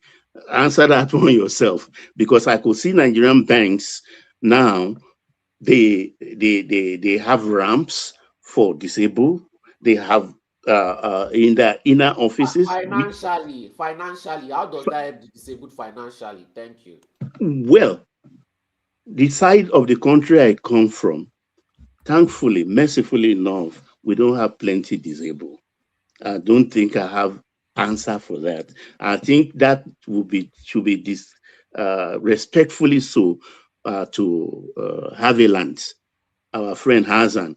Maybe we'll be able to answer that, because the government Have we helped the abled people? Never mind the disabled. What's this guy talking about? So that's the only way I know how to I can answer solely. But the thing is, you understand. 1 month, 10 minutes have gone. Well, another person, let me do the moderation. How many minutes do I have left? Baba, you have 3 more minutes. They just want to disorganize my train of thought, and they've succeeded one way or the other. So let me quickly go to this Amzat thing that is a little bit belated. See, when you give honest advice, the younger ones of today, they kind of lampoon it or poo-poo it. Maybe the houses they come from did not tell them, or they did not read the autobiography of most of the successful Nigerians today. You understand? In my own time, and the people ahead of me, you don't rush and leave your family home. I know, for instance, a lot of the captain of industries today who are Lagosians like me, they still stay on the island. Then in the on weekends, at times Saturday, if you go around all the Uru and everything in the island, you will see beautiful cars. What were we doing then? We're staying in Agbole in one room while building in Ikate, while building Ijesha, before everybody start moving in, and still maintain their one room on the island to go for weekend. So when they left parties in the night, they go to that one room and lay their heads. Even in the Western world, people share rooms. Children, once they leave home, they look for their pal they met in university, they share, to the extent that even male and female who have nothing to do in terms of relationship, who are not items, they stay together just to pull things together. You don't just leave school and think you can leapfrog into independence, financial independence like that. I don't see where it is. I know in Solis country, for instance, the population is less, and they give houses to young people, because that society is so good that even they are tearing down the walls of the prison, because they don't have much people in prison. The prison is like empty spaces. So sorry, Baba. Let me leave you in charge for a moment. Give me a moment. Carry on. Yeah. So the Netherlands is good because the population is less. But in a country where we have 200 million, because that's where I always put our population, not the 230, 280, 270, the bandy around. We are still about 200 million people. I think our situation is different. So the youths have to tamp down a little. Once you finish school, get a job first. Don't rush into marriage. Stay where you are. As far as you are respectful for your parents, contribute money to whatever you're doing. Build up yourself before you move out. Because rent is not cheap. And I'm not one to ask government to control rent. If government wants to control rent, let them go build their own houses and give to people cheaply. That's their problem. But you can't tell me to build house and then give it out at government control price. It's not more done. It's free economy. So that's talking about what Amzat has done. So what he was trying to say, and people like they twisted it and everything. And for people like that guy breaking the iron, I'm still bristling with annoyance, because it's seeing that thing when one man sent it to me, my spirit was vexed. Vexed to the extent that, I mean, what else does that guy deserve if not death? The Saudi, the Sharia law of stoning, not even hanging, stone them to death. Because I take a walk every evening in my neighborhood. Such things abound. Even this evening, walking around, I saw those iron caps everywhere, on the drainage. I mean, Baba, hmm? can I chip in something for a minute? Yes, sir. Go ahead, by all means. On this, and this is not by in any way condoning that irresponsible behavior, because let me say this here. I that iron condemn something is I detest in my house, and you won't believe this. They scaled my fence and stole the outside unit of my air conditioner, split air conditioner. Jeez, not even the air conditioner. No, The vent, that's yeah, the burglary proof. yeah, no, it's a split. The one that sits outside. Okay, the one that the outside the engine. They took it away. And what about the engine itself? The outside unit. That's what I'm saying. Is the outside unit they took. It's not the vent inside. The outside, split air conditioner. No, I'm talking of the iron now. Because most of houses I see at times they cover it up. Me, I did not cover my own. That's it. Oh, you didn't cover yours. I just put it up because I never imagined. I used to have very massive dogs. I have 2 Alsatians and 2 Rottweilers. So, but they were not there when I was not at home. So they jumped in. So I'm not in any way. But you see, I got an information about that video because it's so distressing. But what I heard is that actually they are widening that road. And the tractors are actually destroying everything because they are widening it. So those guys, because the excavators and the rest are breaking those what do you call it now, drainage. So those guys saw an opportunity. Instead of waiting for the excavator to come and mangle it up, they are just trying to help themselves to whatever they can. It's not like they were stealing it. It is just for like the spoils of the reconstruction of that road. And that road is being reconstructed. And the person even mentioned the location and the rest. I am not holding breath for them because that thing can. But if we are going to reduce or lower our adrenaline from the anger, that okay, maybe if that is the case, then maybe it can be excused. But the video portrays a completely different message. Yes, story. Thank you for putting light into that.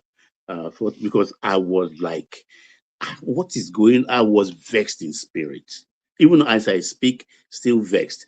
And that vexation culminated from 2 weeks ago when we saw the pillars under the bridges in Lagos, where I couldn't believe people could do that. Because the sheer energy you use to break that thing and then cut the iron. Jeez, Baba, must be very strong. Yeah. Baba, sorry, sir. Once again, that's one. Did you also listen to the controller of works, federal controller of works, on that particular one? No, I didn't. Oh, put light into it. You need to listen to him. He said that is not correct. That actually, that was how it was deliberately left. He mentioned some technical something that explains it, that it was not vandalized. That if that thing was vandalized to that level, that bridge would have given way. I'm quoting him. Unfortunately, I wish I can verbatim illiteratum, but that's what he said. I will try and look for that video and settle. But he said no, that there was no vandalism that happened there. That's the bottom line.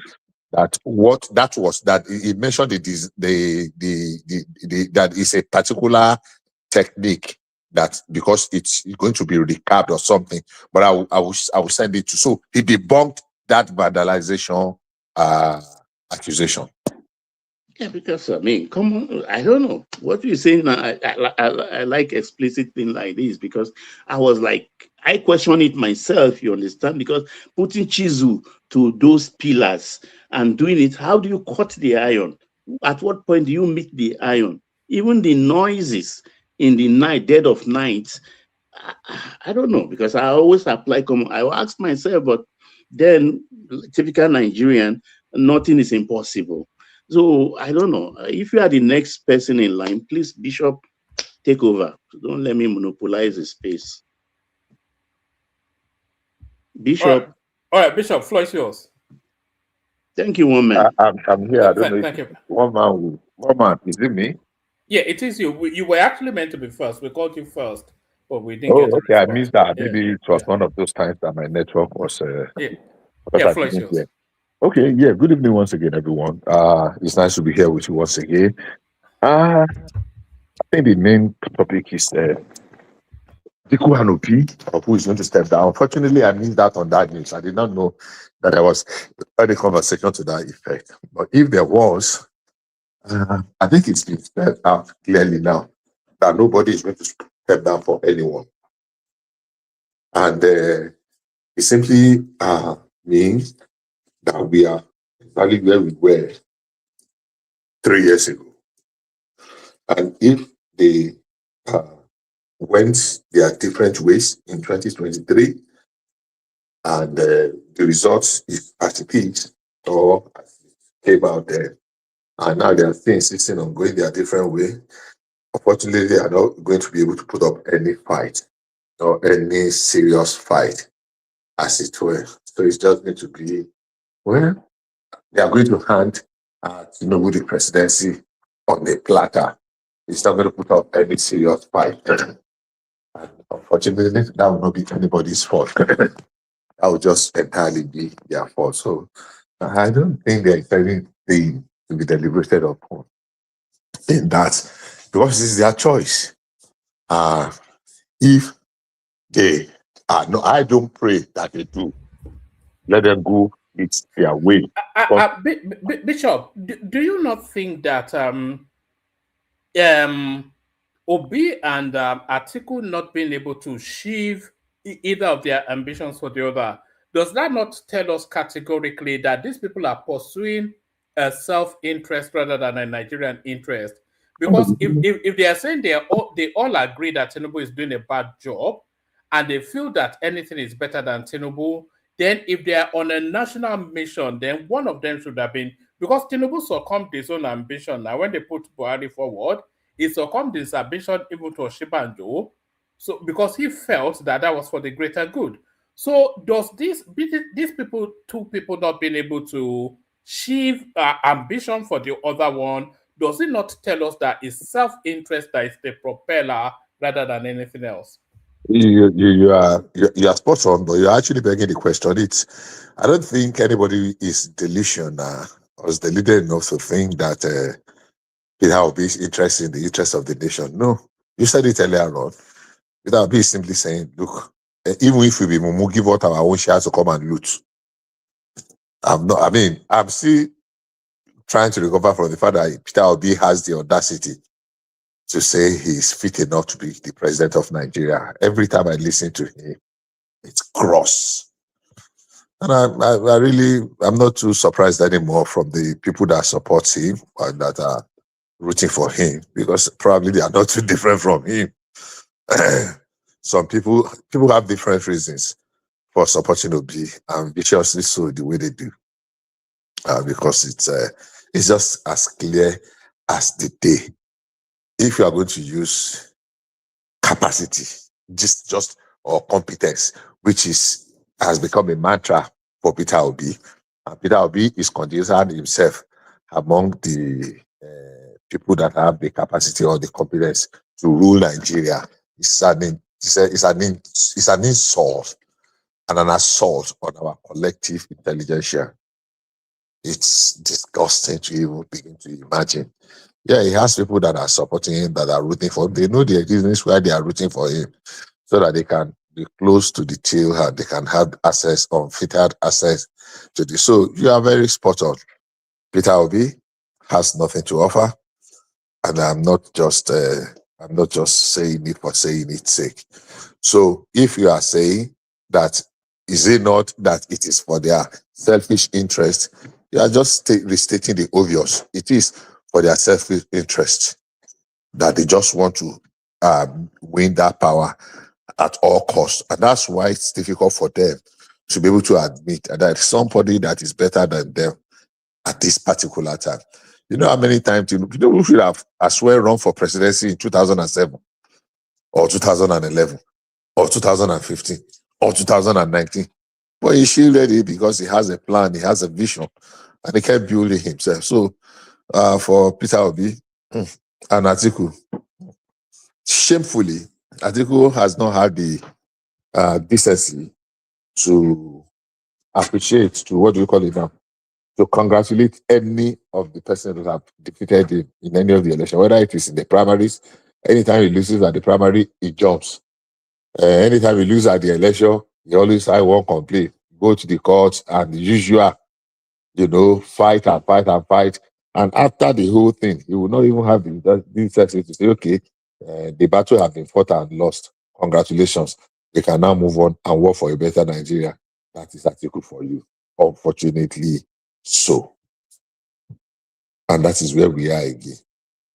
They go, I mean, even Buhari that had a split decision in one of the trials, was it against Yaradua that it was 3-4 at the Supreme Court? He did not go about claiming that he won the election.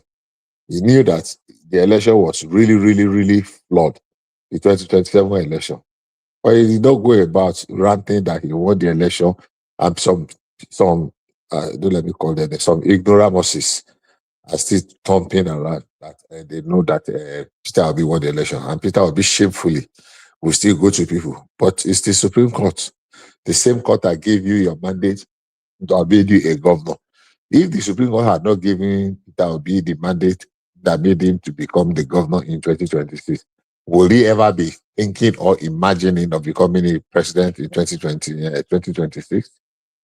But he wants to rubbish every institution. He wants to demonize. He wants to destroy every institution that have come to his aid at those times. But that is not the issue. The issue is this. Yeah, what are the things that are at stake in this next dispensation towards the 2027 election? Who is prepared among the candidates and even the one that is the incumbent now? Who among them is confidently able to say, I'm better than the candidate that I was? Let's remove sentiments. Let's remove schism. Let's remove hatred, cynicism, jealousy. Let's just remove all those little petty things. Who among them can say, I am effectively? Dabi was talking today, just like we mentioned earlier on, about saving money. If they are saving money, the money will have become $10 trillion, 10 billion, yielding 10 billion. Is it $10 trillion or $10 trillion? Did you understand any sense in that? Because it was saying that they should save the money that is accruing from the subsidy removal. So save it to what end? I'm still struggling to make any sense out of what he said. So for me, election, we are here now. God will help us continue. There's this saying that when you do the things, the old things the same way, how do they say it? Are you expecting a different result? Then something is just definitely wrong with you. We are here. The race is starting already. So let's see how people that believe would have. I was here a couple of days ago, and then I don't know if it was this one that spoke earlier on, was lecturing me about economics. I was telling me, even as I'm an economy illiterate as I am, as bad as it is, some of the things he was saying, it was, I mean, well, that is how it is. So, moving forward, the meeting they have today, the village square or the town square or the... Well, were you disappointed that there was no representation from the APC? No. Why would the APC go there? To go and do what? Exactly. Well, it's a public debate now. No, It's a public debate. No way. Absolutely. This one, I beg you. For don't mad if they go there. All right. If the APC was not represented, then are you disappointed that that Peter Obi turned up? Because if the APC does not turn up, then he should not. Because if it's lower, if it's in conversations with Showore and Adewale Adebayo, then that stratifies him to that level. That's where he belongs. So it's either it's that's in where he belongs. but in brackets with Atiku and Tinubu, that's how the Nigerian political space sees it. One man, Bishop. Let me ask the two of you: who is bigger in terms of performance, qualification, who is big as an administrator between Obi and Rotimi Amechi? As far as I'm concerned, Rotimi Amechi would trump him 10 times. Just in terms of their CV, Rotimi Amechi's CV is stronger now. Performance?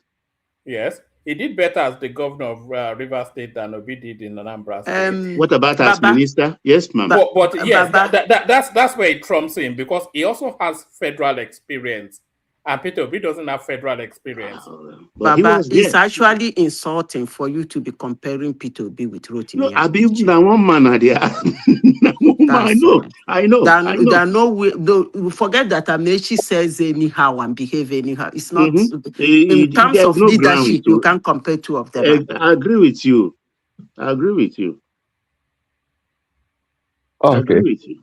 Actually, yeah, I'm struggling to see. I lived in Rivers State in the days of Amechi. I'm struggling, and I supported him, ironically, interestingly, because I thought he was, even though I have a friend that was his classmate, his same state. My friend was a medical doctor. Well, he knows him very well, and he says some very unpredictable things. But I was supporting Rotimi Amechi there. I don't know why. I'm trying to remember. To rationalize why I was. So, but putting him side by side with the Peter Obi, I know Anambra State very well, more than some people even imagine, because I lived in the 3 main cities. I know the 3 main cities of Anambra. I lived in Oka very well. I did in Onitsha. I used to live in Omagba Phase 2 before I moved to Awada Estate. And when there was this problem with Omata, I moved into the barracks. I had a quarters in the barracks, because in the barracks, you can free. Those days, 7 p.m., there was curfew in Onitsha. You can't go anywhere. You'll be robbed. So, but our boy, Pesci, fine boy now. So we're living in the barracks, because I have a young officer that was a friend. So I had to leave Omagba Phase 2. So, and I lived in Oka, Eke Oka Market, very close to us, a very rare place, just after they made the place capital. And I lived in Newi. I used to stay in this guy's hotel. What's his name? This guy that just died, that owns this football club. What's the name? I forgot his name. And I know what Peter Obi did as governor. And I keep asking people, is it this same Peter Obi that everybody in Anambra State, Twitter just come? I told somebody one day on Twitter, I said, if you can find anywhere that any Anambra indigene praised Peter Obi during his reign as governor, at least from 2009 to 2014, when Twitter was just coming on Facebook, or this Niger something, this what's that online something that people used to run that time. There's this one online conversation channel. Naira Land. If you can find, I promise to give you 100,000. They used to slaughter him on Naira Land now. And everybody, all of a sudden, everybody that lived in Anambra at that time, they were describing it as the worst governor. Anambra or Naira Land. Yes. Fear enough. I am not boasting. I know Anambra fear enough. Apart from doing my NYC there in those days, in 1993, I still remember. Then after my friend was, I said, if you can bring me just one of those Naira Land article or write up, or I will give you 100,000 Naira. There is no question. The guy could not bring me one. But the same people have turned around. But you are telling me it is not because of. So what is it? I have said it here before. In 2022, I was on the road. One day I said, okay, let me be very fair and listen to Peter Obi. I drew up on what do you call it now? YouTube, 5 of his interviews. Overnight, I was listening to them back to back, back to back, back to back. And I've said it here before, and I'm saying it again. I say, okay, let me just be fair. I listened to 5 of Peter Obi's interview. I was listening, I was taking notes. It was in the night. I was in my truck, in the cabin. I put on my iPad, and of course, your engine was on. And I was listening and I was taking notes. And after listening to 5 of his interviews, I came to the conclusion that no. I called my friend I was talking about Peter Obi to me.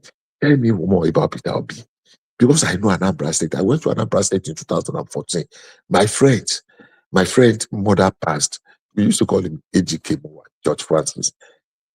That day, I let my car, I had to sell that car because it got into a ditch. When I was trying to back it out, it was a Camry, 2008 Camry. When I was trying to back out, the transmission gave way.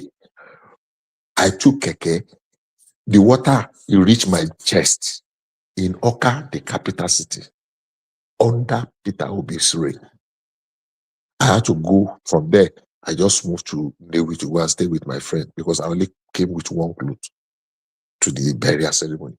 So what is it that Peter Obi can point at?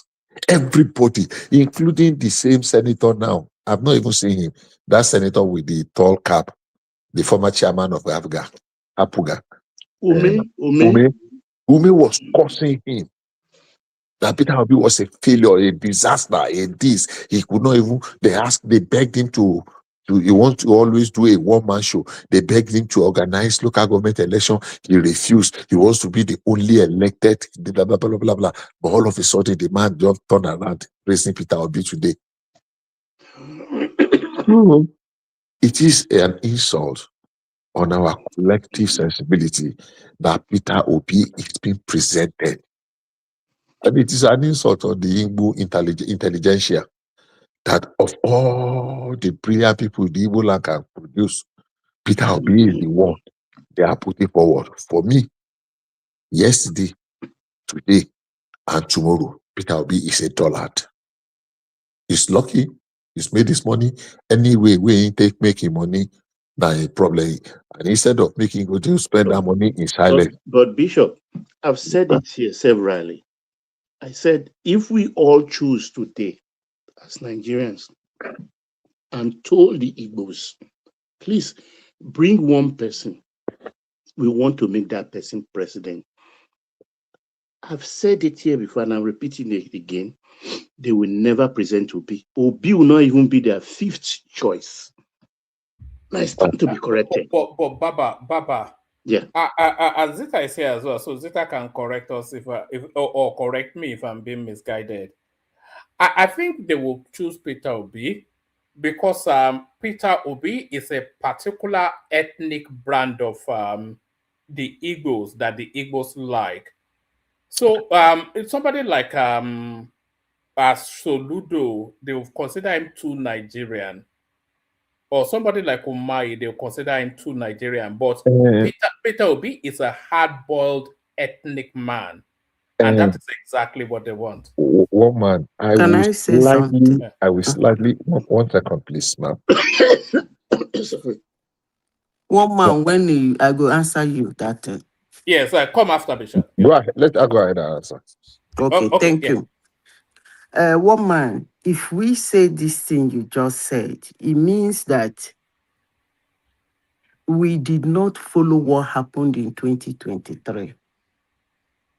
If you follow what happened in 2023... Hold on, Nazita. Before you go to 2023, start from where Baba started from. Start from where Baba... Because Baba's poser is, if the whole country concedes that we want a Southeastern president, he said Peter Obi will be the last person that will be presented. And I was saying that Peter Obi will be presented because he's very ethnic. No. That's why I want to give you the justification before I say the no. I want to draw you back to how Peter Obi became popular. In 2023, wasn't the Igbos that projected Peter Obi? It wasn't the Igbos. It was the Bini people. For reasons I don't know. They were the people that started that gingering. Ginger. Igbos have no choice. At Yeah, first, they even coined the word obedient, actually. yes, The people, the Benin. Yeah. at a point, Igbos were, even the iPod, were skeptical. It was like a tap on the Igbos. Go now, haba. No be your brother, they ginger this thing. And that was why Igbos, all the governors and all, they just put their hand on their chest. Watch that mess that happened in the 5 eastern states as an election. So no, That's a mess. he's not an Igbo choice. He's not. He was something that was happening in Edo. They were running that round. People, obedient, this, that. It was entering Delta State. It was like a tap on the Igbos. So he's not. Okay. Don't even go there. Don't go close. He will not even be the 10th. Oh. Okay. They won't see him. So, one man, I will just adopt so that I will not be taking time and being repetitive. I'll just adopt exactly what Madam Zita has said. And I'll just add to it that, look, judge, if we misjudge the judgment of the Igbos by thinking they made a right choice in printing Peter Obi, subsequently, any of their choices will be well scrutinized because it has been established, I'm sorry, even though I am not, that they have flawed judgmental capabilities. If actually Peter Obi was their choice, but I am telling you, it was not. It was a circumstances. It was something that was superimposed, you know. Is it I actually got it right? Just like you said, Bishop. That's what I'm saying. I adopt a position. I'm just trying to put add a little bit to it that. So we're not going to judge their judgment by that Obi. I won't call it a menace now. Obi shenanigans. Let me borrow that word, because that is not. I know people. Let's look at. Let me try back a little bit. I have some friends, very wonderful people. They've lived in Lagos, live in Southwest. They're Igbos, true and true from Anambra. The way they detest Nnamdi Kanu and even Peter Obi, but it's something they cannot say out. Can you imagine?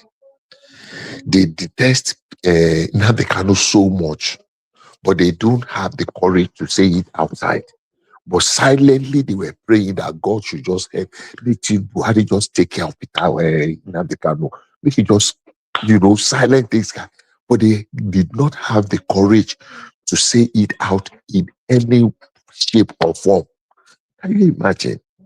But they were living in, to the extent that when the parents of one passed and they were going to do burial somewhere in Anambra, I won't mention the place, in fact, in Ihiala, all their guests stayed in hotels in Asaba with military escort. This guy paid millions, I'm saying billions in the tens, to the IPOB guys to provide security so that they should not disturb, just to carry the dead body to go and bury and come back to Asaba to come and do party. They did not do anything at all in Anambra. And you tell me people that I want to be happy. So the fact that many people did not have the courage because of the mob action to come out openly and oppose Peter Obi does not mean that many people did not detest him. A lot of people detested, but they could not come out. So I hope, I pray that this coming election is going to be more about issues. That people will bring issues, will deliberate, will have. Peter Obi cannot even have a decent, fact-based conversation. Forget about quoting figures, 10 million, we have 15. Look at the what do you call it? In Malaysia, Look at the nonsense. 500,000 people in Indonesia. Look at this nonsense he was spewing yesterday. He has not given us China yet. Now I got lost. Round about this time, he'll be telling us China. Now I'm telling you, I got completely lost in the labyrinth yesterday. He was quoting figure that money, if we save it, 18 trillion, we'll build hospital, we'll get how many? You know, Bishop, it shows a rank lack of understanding because Taiwo Yedele came out just about 3 days ago thereabout, and he talked us through that subsidy figures. He told us that approximately 16 trillion was the savings from the subsidy, and out of that 16 trillion, no more than about 5-6 trillion billion. Yes, no, about 5-6 trillion actually goes to the central space. And then the rest of them goes to the tiers of government. But Peter, we was speaking to the narrative of the totality. So is he saying that he will abandon the sharing formula and hold on to the six? He just didn't understand any of the figures at all. It will be one federal government to come and build primary health care in states and local government. When he knows very well that primary health care is the function of local government and the state government. But he wants the federal government, he wants to go and build in every ward, he wants to build 8,000. If somebody could be so pedestrian to the extent of saying that he will visit all the 774 local governments of Nigeria to go and ask them what is their need, you can begin to imagine that he will go around. And my brother, but he also said that he will only serve one term, which is 4 years. So by the time he's done that tour of 7, then what time does it have left for governance? Let's even assume that he's able to cover 3 local governments in one day. Let us assume without considering.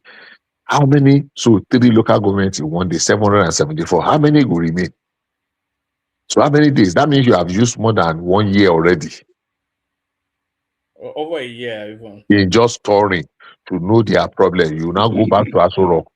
I mean, how did we get here? So, give me one more topic, one more. I've already spoken on the vandalism. Give me one more 2 topics. Let me just rush through them. All right. Let me pause you and go to Zita and Soli, and then we'll open it for more comments, just so we don't hold them for too long. I actually wanted to bring this up, Bishop, as we were talking. Was it we were making the comparison between Rotimi Amechi and Peter Obi, and as people were suggesting that Rotimi Amechi was a better governor, so I interrogated that. So this is Rotimi Amechi as a governor. Rotimi Amechi was governor of Rivers State 2007 to 2015. His record is particularly associated with roads and bridges, education, healthcare, security, and power/infrastructure. There are also some disputes over the scale and completion status of particular projects. So it goes on to list the achievements of Rotimi Amechi. Major achievements area. What Rotimi Amechi administration did: roads and bridges, more than 300 roads, bridges, land reclamation, and shoreline protection contracts awarded. Port Harcourt urban roads, so he did that. Education, he did that. Declared an emergency in education, introduced free and compulsory education through secondary schools, recruited more than 13,000 teachers, embarked on major programs of modern primary and secondary schools, model schools. The administration planned roughly 500 modern primary schools and had completed and equipped hundreds by the end of its tenure. Scholarships. Rivers State sponsored students for undergraduate, postgraduate, healthcare, built healthcare centers across health centers. Yeah, I was going to say that. Yes, built health centers across the state and developed referral facilities, including the Professor Kelsey Harrison Hospital and Dental Hospital, Our contemporary reporting puts the number of new health centers at more than 100. Doctors, Rotimi Amechi, his administration recruited hundreds of medical doctors. The figures are approximately 400. Power, his administration pursued power generation projects involving facilities such as AFAM, Trans Amadi, and ONE. Port Harcourt monorail initiated the Port Harcourt monorail intended to provide mass transportation, sports, developed sports infrastructure, including the Adokiye Amasimeka Stadium Complex. Agriculture developed projects including the Songhai Rivers Farm and agriculture and fishery initiatives. Port Harcourt international profile. Port Harcourt was selected as UNESCO World Book Capital 2014 following the city's successful bid. Amechi's administration strongly promoted the city's literacy and cultural programs. Security. His government made restoration of security as a major priority after a period of militancy and criminality in the Niger Delta. The administration linked improved security to attracting businesses and investment back to Rivers State. Biggest achievements in infrastructure. It goes on. Particularly prominent projects include Rumuala, Rumuala and Romakuta Road. And Romakuta NTA,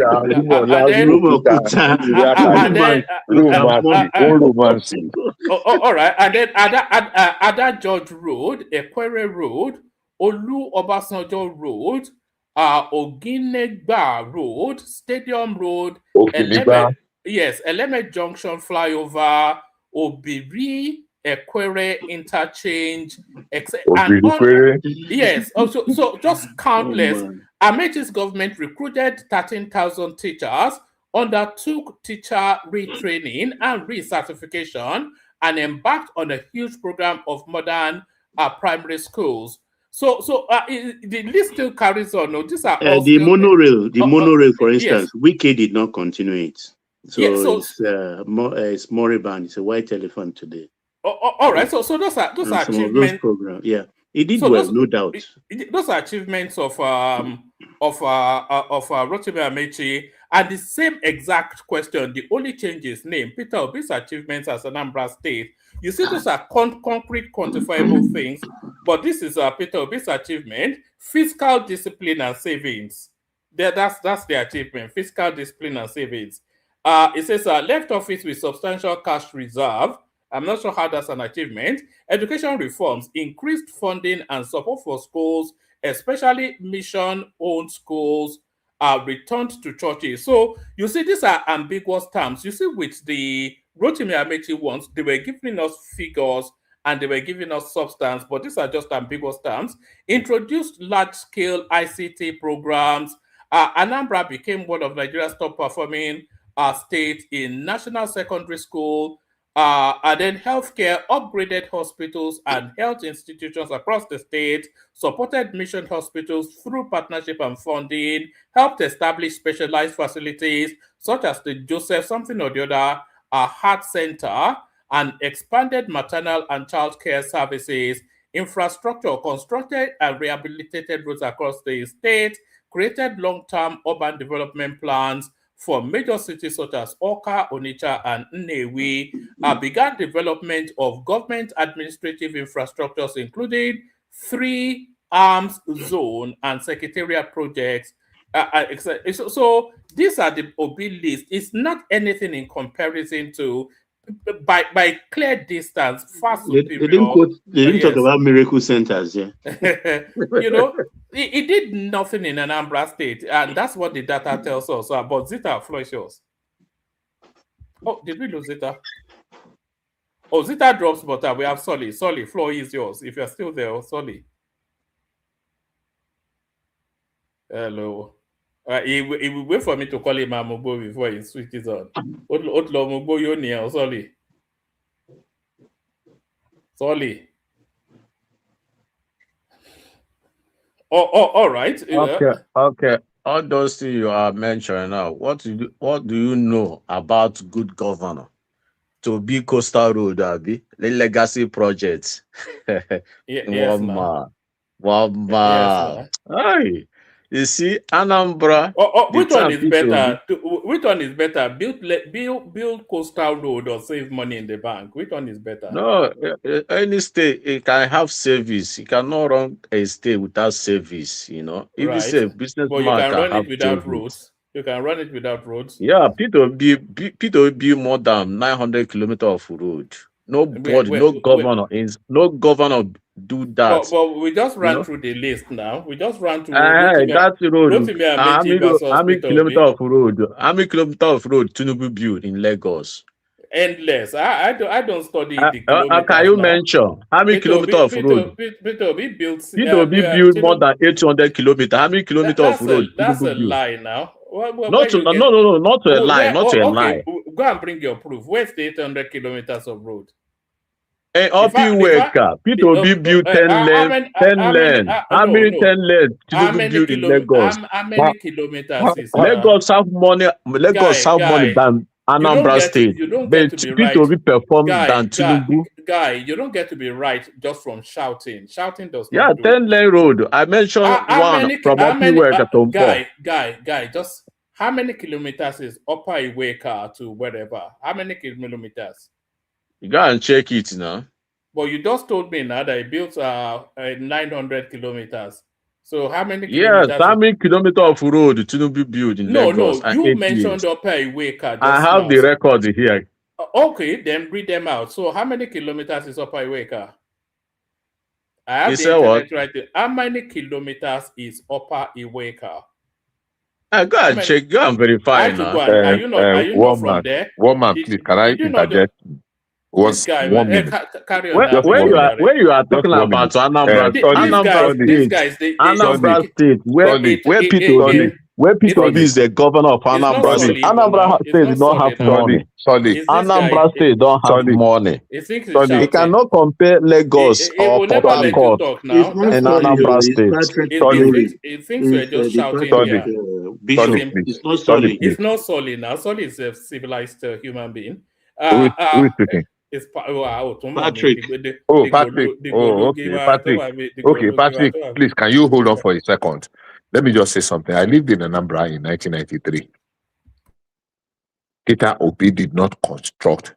Upper Iweka Road was already in existence. Did he rework it, repair it? Did he expand it? Or let's use the word, did he remove it? Yes. But to say that Peter Obi built Upper Iweka Road from the head bridge, I know where Premier Bury was, that we used to follow that road, stroll till we reach, waiting that they call this their market, before you start going ahead. So how can you say he constructed that road? Yeah, he repaired it. Maybe we should upgrade that repair. Hold on. Okay, Opiweka, you know that. How many lane Opiweka is that time? Let me finish now. Maybe he repaired it or upgraded it, or let's even use the word rebuilt it. Yes, you are saying how many lanes? It was 8 lanes before. He added a service lane to it on the flank. So you are saying you're a liar. You're a liar. Hold on, my brother. Let me tell you, stop lying. Hold on. Is two lane before. Keep quiet. Two lane. Don't know Opiweka. Opiweka is 2 lane before. Shut up and listen to me. You called me a liar. I know. No quarrel in place. This is politics. That's bigger. No fight. Shut up. No fight. I was respecting you before. Right? No fight. No fight. Idiot. Uncle Professor, no fight. I'm telling you what I saw. Opiweka is 2 lane. It's 2 lane, not 8 lane. 2 lane before P2B came. 2 lane. And the road is spoiled. How many lane is my brother? Making us stop propaganda. Making us stop propaganda.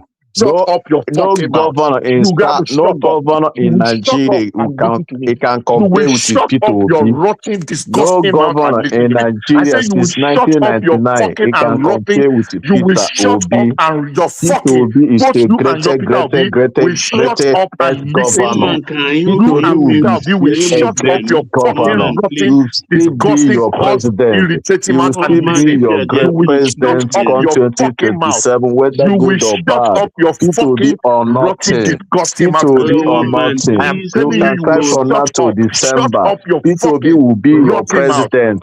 Stop Who is your who propaganda. is this your Stop who is this propaganda. irritating? No Peter Who Obi, the no hell are you? Nigeria. I'm No even Peter Obi, engaging no you like a decent Nigeria. human being. Peter Obi will be next You worse president. than an illiterate. No You Peter president Obi, of no president of Nigeria. Agulu, president of Yes, Agulu, Peter right? Obi will be President of president of Agulu or president of Nigeria, whether Anambra you State. like it or not. Whether Disgusting you like it. illiterate. You subhuman. Peter Who Obi. are you? We in Nigeria. We in Nigeria is already made up. Both Peter Obi or nothing. Peter Obi or nothing. In your Anambra State, in your For widest him, dream, whether you like in it your or not. widest dream, Whether in your you like widest, it or he will not. be your Peter Obi president in Igbo manage land. our resources. President of Peter Obi Nigeria. manage our little resources Anambra have and give Anambra good governor. If you don't know, You can yes, open your cry mouth from and now say to that. December. Cry from now Where to were you in all right. 1990? Where were you in 1993? Where were you? Hold cry on, Where were Bishop. you in from now to Bishop 1993? January and Patrick. 16. Where Peter were Obi you will be Bishop your and Patrick. president. Can you hold on, Where were please? you? Cry from now to January. Peter Who's Obi crying? will Now be you your now go cry. You president. have been crying. You will still cry again. Can you hold on, please? All right. This is Upper Iweka Road in Anambra State. So I'm not sure where's the 10 lanes. That's Upper Iweka Road. Where's the 10 lanes? That's Upper Iweka Road. Patrick, show me the 10 lanes. In the show house now, no be house. This is not. No, this is Upper Iweka Road. This is show me the 10 lanes. This is not. This is not Upper Iweka. This is Upper Iweka Road. No. Guy, don't worry about the nonsense now. No. I will show you Upper Iweka. I'll put my video. I'll show you Upper Iweka. Don't worry about. Just stop it's this 10 nonsense. lane. Can you please now? How many people will shout at you? Look at what my search. Upper Iweka Road in Anambra State. That's the search, and this is the result. So this is Upper Iweka Road. This is as at 2 years ago. So where's the 10 lanes? Can't it now? Can't it? Can't the road? Can't the road now? You don't know the meaning of 10 lane. You don't know the meaning of. Just watch that road now. Can't it now? Count what? You don't know the meaning of 10 lane. Okay, hold on. Bring that, expand that picture now. You see, it's 10 lane. Where's the 10 lanes? You don't know the meaning of 10 lane. Oh God. I know the meaning. I know a lane now. Okay, 10 lane means one road now this. 4 car can pass. The other one, 4 car can pass. The other one, 2 car can. This is Upper Iweka Road. Where's the 10 lanes? Bring it now. It's on your screen. It's very tiny. It's tiny. You these people, man. Where's the 10 lanes is what I'm asking. This is 10 lane. If you don't know the meaning of 10 lane, now show me the 10 picture. lanes. Oh God. Just say stuff. Where's the 10 lanes now? This is not Upper Iweka. All those things you do, not Upper Iweka. It's not Upper Iweka Road. You never show the road very well now. This is it. It says expand that road. Can you see? It says Upper Iweka gets a striking makeover with bold, black, and white flair. So this is Upper Iweka Road. This update is about Upper Iweka and partially Head Bridge. Upper Iweka is shining everywhere, is brightened up, and today we are going to see how Upper Iweka is looking in details. And in continuation of what I brought to you, that is being constructed at the bridgehead on Onitsha. You are everywhere. Where's the 10 lanes? Nobody cares. People it's 10 lane now. It's 10 lane. No, it's 500.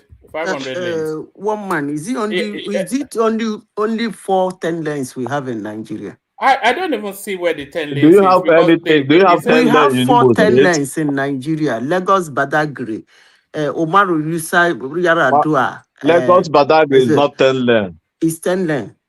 No, it's not 10 lane. Lagos Badagry is not 10 lane. It's 6 lane.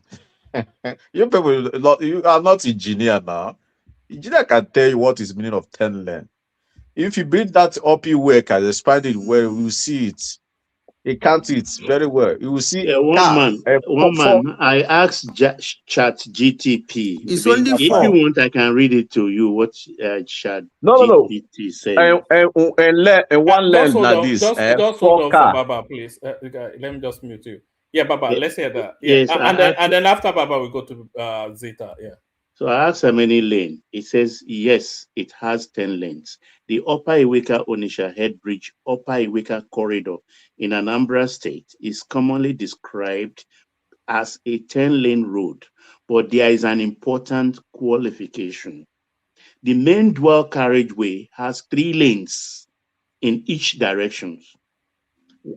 I repeat that the main dual carriageway has 3 lanes in each direction. That's 6 lanes, while the service roads add another 4 lanes, 2 on each side, giving 10 lanes in total. Was that not what I said, Baba? Yeah. So That is contemporary reporting also confirms that the service lanes were expanded on both sides. the service they were expanded. I was in Anambra in 1993. I drove that road, Premier Brewery, where my friend was serving. So he lives in London now. I can link him with one man. He's a lawyer in London now. Was just there. We used to go there every evening to go and shack, to go and help them to taste the beer that is just coming from the, what do you call it? So this one, I don't know what he is, where he was in 1993. Cannot be telling me about. Yeah, Peter Obi reworked it. They reworked that service lane because it used to be like everybody was extending their shops to that place. Because I was still going to Anambra to Onitsha even after that time. But to come and say Peter Obi built or constructed a 10-lane Upper Iweka road, that cannot be. In fact, that is disgusting. Humiliatingly disgusting. 10-lane road where? Yeah, it was 3 road, which was a federal highway because it came from that head bridge from the other side of the bridge from Asaba Head. Then he expanded it and repaired it, reconstructed it. Yeah, they put some things. In fact, I remember that December they put all this Christmas decoration and the rest. And somebody is coming out to say Peter Obi built 10-lane road in Oka. I mean in Onitsha. Baba, is that a state road? You mean Iweka? Mm.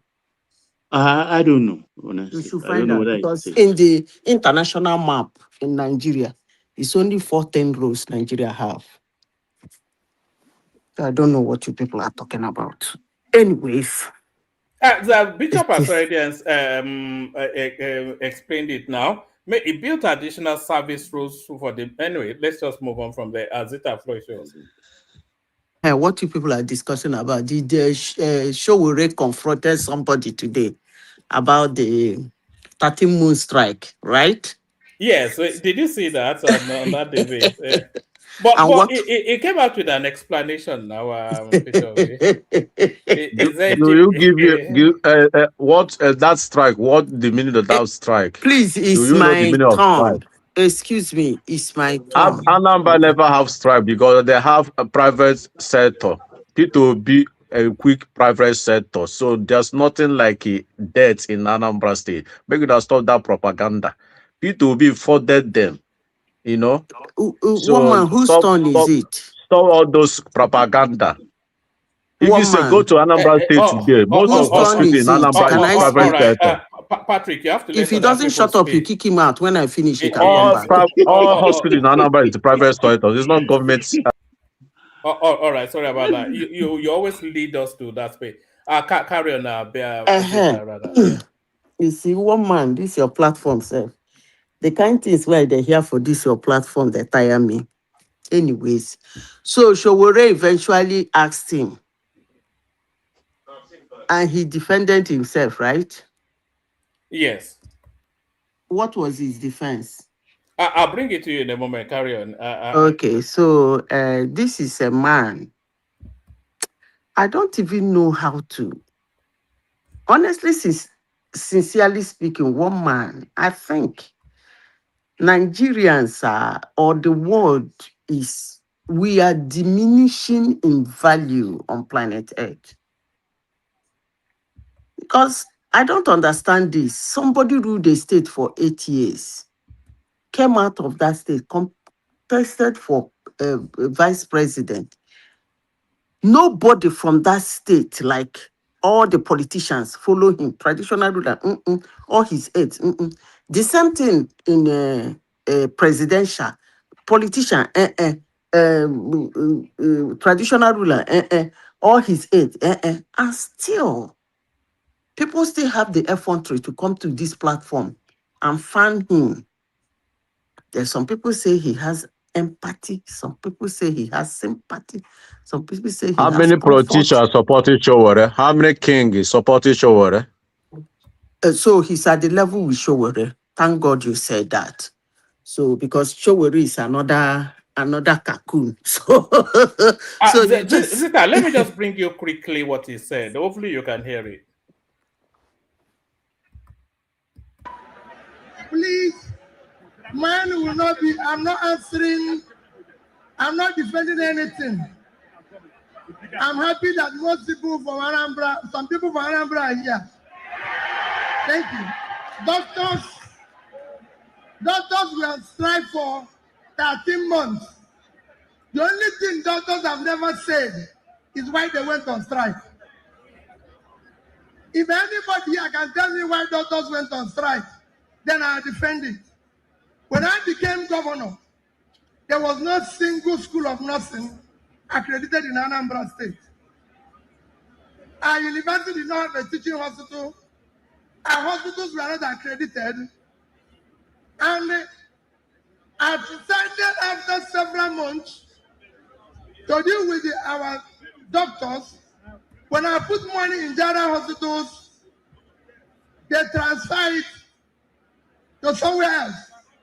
And I decided, wait a minute, and I decided I'm going to work with the agencies, schools owned by the churches, hospitals owned by the churches and everything. And I started funding them like Iyenu and everything. All right, so that's what he said. It's very difficult to make head or it's just gibberish, you know. Just gibberish. Yavi. Oh man. But at least the one thing you have to take is that he admitted the drug because these people will come here and tell us that it never happened. Yes, So that but is he has admitted it by admitted himself it. now. So, Yes, because I had a lot of abuse, more especially in your platform concerning this. And it's not only that, people are not informed. Before I come to the yappy he's talking about, teachers, schools went on strike 13 months too. But the difference is that 13 months was divided. Do you understand? Then went the first ones 7 months. Then when there is I call it a pause in the middle. There is a pause for some months before they start another one. So they went for the first one 7 months. They went for the second one 6 months. That is 13 months too. And that is the time I saw an accident that will never leave my being till I leave my physical body. I saw an accident in Ebuoma Uli Road that we never, more especially, the accident happened at Afebu Junction. It will never leave my being till I leave my physical body. It's actually a little bit of psychology of me. The moment you mention that this man is contesting for, I get irritated because what I see is that accident. You know, sometimes when you stay in a position, in an office, you don't know what your policies and your decision, the havoc it causes downstream. Anyway, You see this yappy he's saying. He said nobody, the doctors has not said why they went on strike. Ask him, the doctors, are they consenting for president of Nigeria? Okay, the president of the doctors union or president of whatever, or doctors chairman in Anambra that time, is he contesting for the president of Nigeria? If he is, we would have asked him why he's going on strike, why he went on strike. So Peter Obi, who is contesting for the president of Nigeria, to tell us why he shut public hospital in Anambra State for 13 months. That is actually like, is criminal, if I may put it. In some countries in the world, this man will not be standing here talking this rubbish. If he couldn't solve that problem, he would have resigned and walked away. But hell no. Nigerians said they want everything working like where they are sitting abroad in the privileged comfort zone, screwing down YouTube and screwing rubbish. They said they want things to work in Nigeria like that way. And this man is their presentation. At least one man. Are you still there? At least Peter Obi never sacked any doctor. Peter Obi never sacked any doctor. I'm just On going to have Lagos, to. they sacked all I of will them. kick you out now. They sacked all of them in I will Lagos. just kick you out now. That's one it. man. All right. Yeah, carry on, Zita. After Zita, we'll take it to the back because I have to come off the computer. But carry on. Yeah, we're here. One man. There is one good thing today. I give Showore, right? That's his name. Credit for throwing this thing at him today. And one thing has been established from the horse's mouth. He has admitted that during his administration, God of mercy, that doctors went on strike for 30 months. As he's speaking, that man is supposed to be stoned. But what do I know? Another topic. I don't want to talk. You said that Atiku and Obi said what? Oh, they said they are not able to come to an agreement on working together. But one man, you are making a mistake now. Peter Obi was never. Atiku was. Okay, let me rephrase it. Let me take the upper hand. Atiku, Obi was nowhere in Atiku's camp. Obi was never politicians Atiku roll with. It was 2019 that Obasanjo, I don't know what is he still alive? I keep forgetting that guy is still alive until he comes out to say one thing. Anyway, he brought this Obi stuff to hand over to Atiku for reasons I don't know. That then he will support Atiku and blah, blah, blah. Obi and Atiku are not political friends. So I don't know where all these Atiku and Obi join together, Obi join together, Obi come together. I don't even know where you people get that bullshit from. Because you cannot tell people somebody who was somebody's principal in 2019, come 2023, the man said again, I'm going. Instead of you to support him or find your way to be his vice, you run away. Oh, what's going on? Why am I echoing? You ran away and then went and formed another party. And then now, 2027, you people are now telling the other man, step down for who? For this clan? And now you guys have done that, it's not working. You are still forcing the two clans to join together. I mean, I'm sick and tired of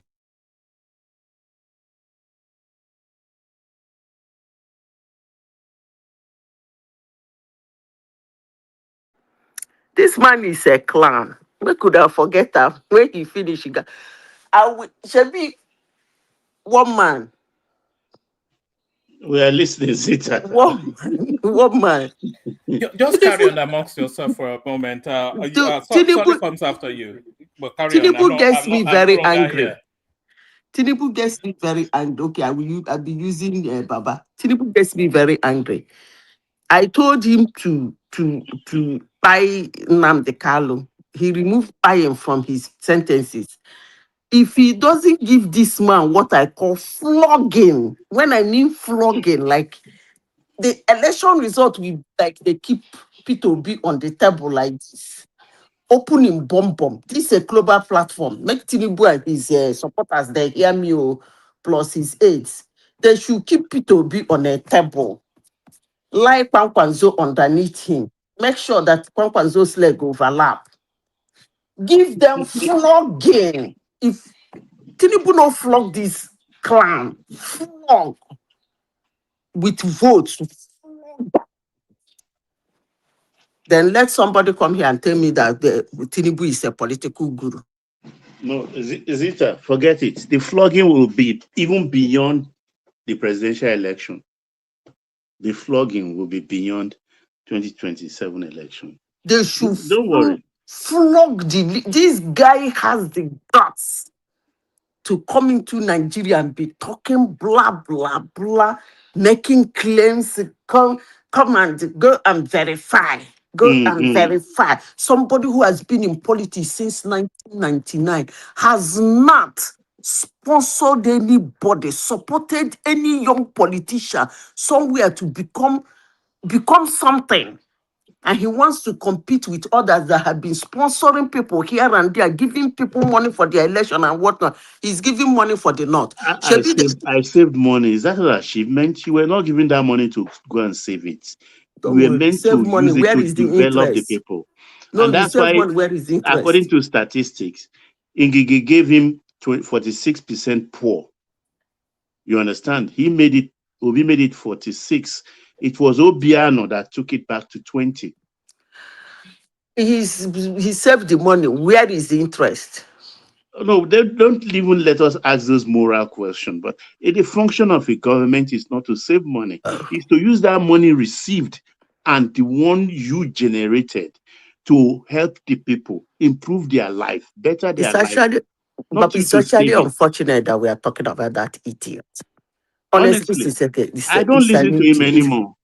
Look at what he's saying. If the doctors and tell you, have somebody asked why the doctor? Of course, people will have reason why they go to strike. Whether it is a flimsy reason, it's a genuine reason, it's a strong reason, it's a soft reason, it's a stupid reason. As a leader, your job is to bring something in the middle. That's why you are a leader. You cajole left, cajole right. Tap left on the leg, left to move. Tap right on the right, boo. Before you know it, two of them are standing in the middle. That's why you are a leader. I can understand your angst. You get my point, because this is a man coming to tell us he's going to reconcile Nigeria. You couldn't reconcile LP. You couldn't reconcile a political party. Neither can you reconcile your political position with that of Atiku. Are you telling me that? And you said the whole nation like Nigeria. The whole of Anambra, if there is no woman in Anambra, there is 500,000 women in Anambra. People suffering from liver problem, kidney problem, all manner of terminal diseases in Anambra. The whole shelter in public hospital. This man ignored them. He didn't care. For 13 months, that's crazy. 1 year plus. You see, Baba, when you wake up in the morning and you're healthy, and I'm actually, I am holding myself, struggling to hold myself about Obi supporters. They come to this platform to insult me. I'm struggling really hard to hold myself. Because if I see them in person, they won't like me. I won't like them and they won't like me. I'm struggling really hard to hold myself up on those people. Do you know, Baba, that if you wake up in the morning and you're healthy, every day, you have never suffered from terminal disease, you won't understand what that man has done. But if you are somebody who rely on hospital for survival, anywhere you are in the world and you hear that a human being shut down hospital for not 1 month, Not 2 months, not 3 months, 13 months. It is unheard of. How did the people survive? And people, this platform to talk. But it When was saying people were not dying en masse. That's his excuse. oh, He really? said that? Hold on. I got off mercy. The judges said, I'm supporting private sector. And we had a disagreement. If the doctors are very effective, in 13 months, there was no mass death. That means there was no mass death. So and the people are listening to this idiot. does he? And they Did come he to this expect platform to insult me. mass death? Thank God he's So talking. wait, let's look. Let's give him some this thing. So he was expecting mass death so that he could blame it on the doctors, or what exactly was he disappointed about? Yeah, but more to it, Zita and Baba, he knew that mass death could be a consequence of the doctors being on strike for 13 months. And I've been checking online. I cannot find a period that in Kenya, the longest was 200. That was the longest strike that I've seen. But so he knew that mass death could be a consequence of it, and he did not do. You had done anyway. Carry on. Okay, let me say something. I will tell you something that happened in the United States. It was a story that I wasn't part of, but I was told the story in 2020. And I have a very extremely intelligent niece. I dropped the story to him and he asked me a question, a very intelligent nephew. I dropped that story to him. He asked me a question that swept my feet. What was the story? You know, in 2020, Baba, they were doing this fund the police, dismantle. Defund the police. Yeah, That idiot called Olauma Black Lives Matter. that where she come from, police was abandoned. She came to United States to say, I want total dismantling. That was the word she used for That's police. Ilian, right? The woman from Somalia. Idiot. So when we were arguing it, I was thinking the world has gone crazy, maybe because of pandemic, because it's actually ridiculous for anybody to say such a thing because police is a necessary devil. Somebody now told me that somewhere in New Jersey, some time ago, that a particular county in New Jersey, I don't know whether the story is true. I'm coming to this man saying there is no mass death. Please have patience with me. He says somewhere, be patient with me. He says somewhere in New Jersey that one county in New Jersey rejected police post, police precinct and everything, and then crime came down. That the crime went down. And ignorantly, when my nephew was complaining about people saying defund the police, he now said, if something happened to you, who are you going to call? I now told him that one county in New Jersey, they said didn't use police for some time and crime went down. Do you know what the boy asked me? Who gave the statistics? The Democrats. I was so shocked. He said, where did they get the statistics? Because it's the police that they chest crime. They know, they were the ones trying to know which crime is which one is which. They have record, they have everything to put it. So if you decide to be using community idiots to walk around the community, who gave you the statistics that you said the crime went down? Now that is one. Secondly, I'm saying this in a global platform. The city in the United States called Chicago, they had, I think, their first female mayor in the history of that city. Her name is Lori Lightfoot. The city is, they call it the mother city of the world. That means for every hour, 2 people are gone down. That's the record. Weekends is over bad. So police was recording those things. When she became mayor, she told police to stop recording those things. She said they should stop recording crime. That's what I heard.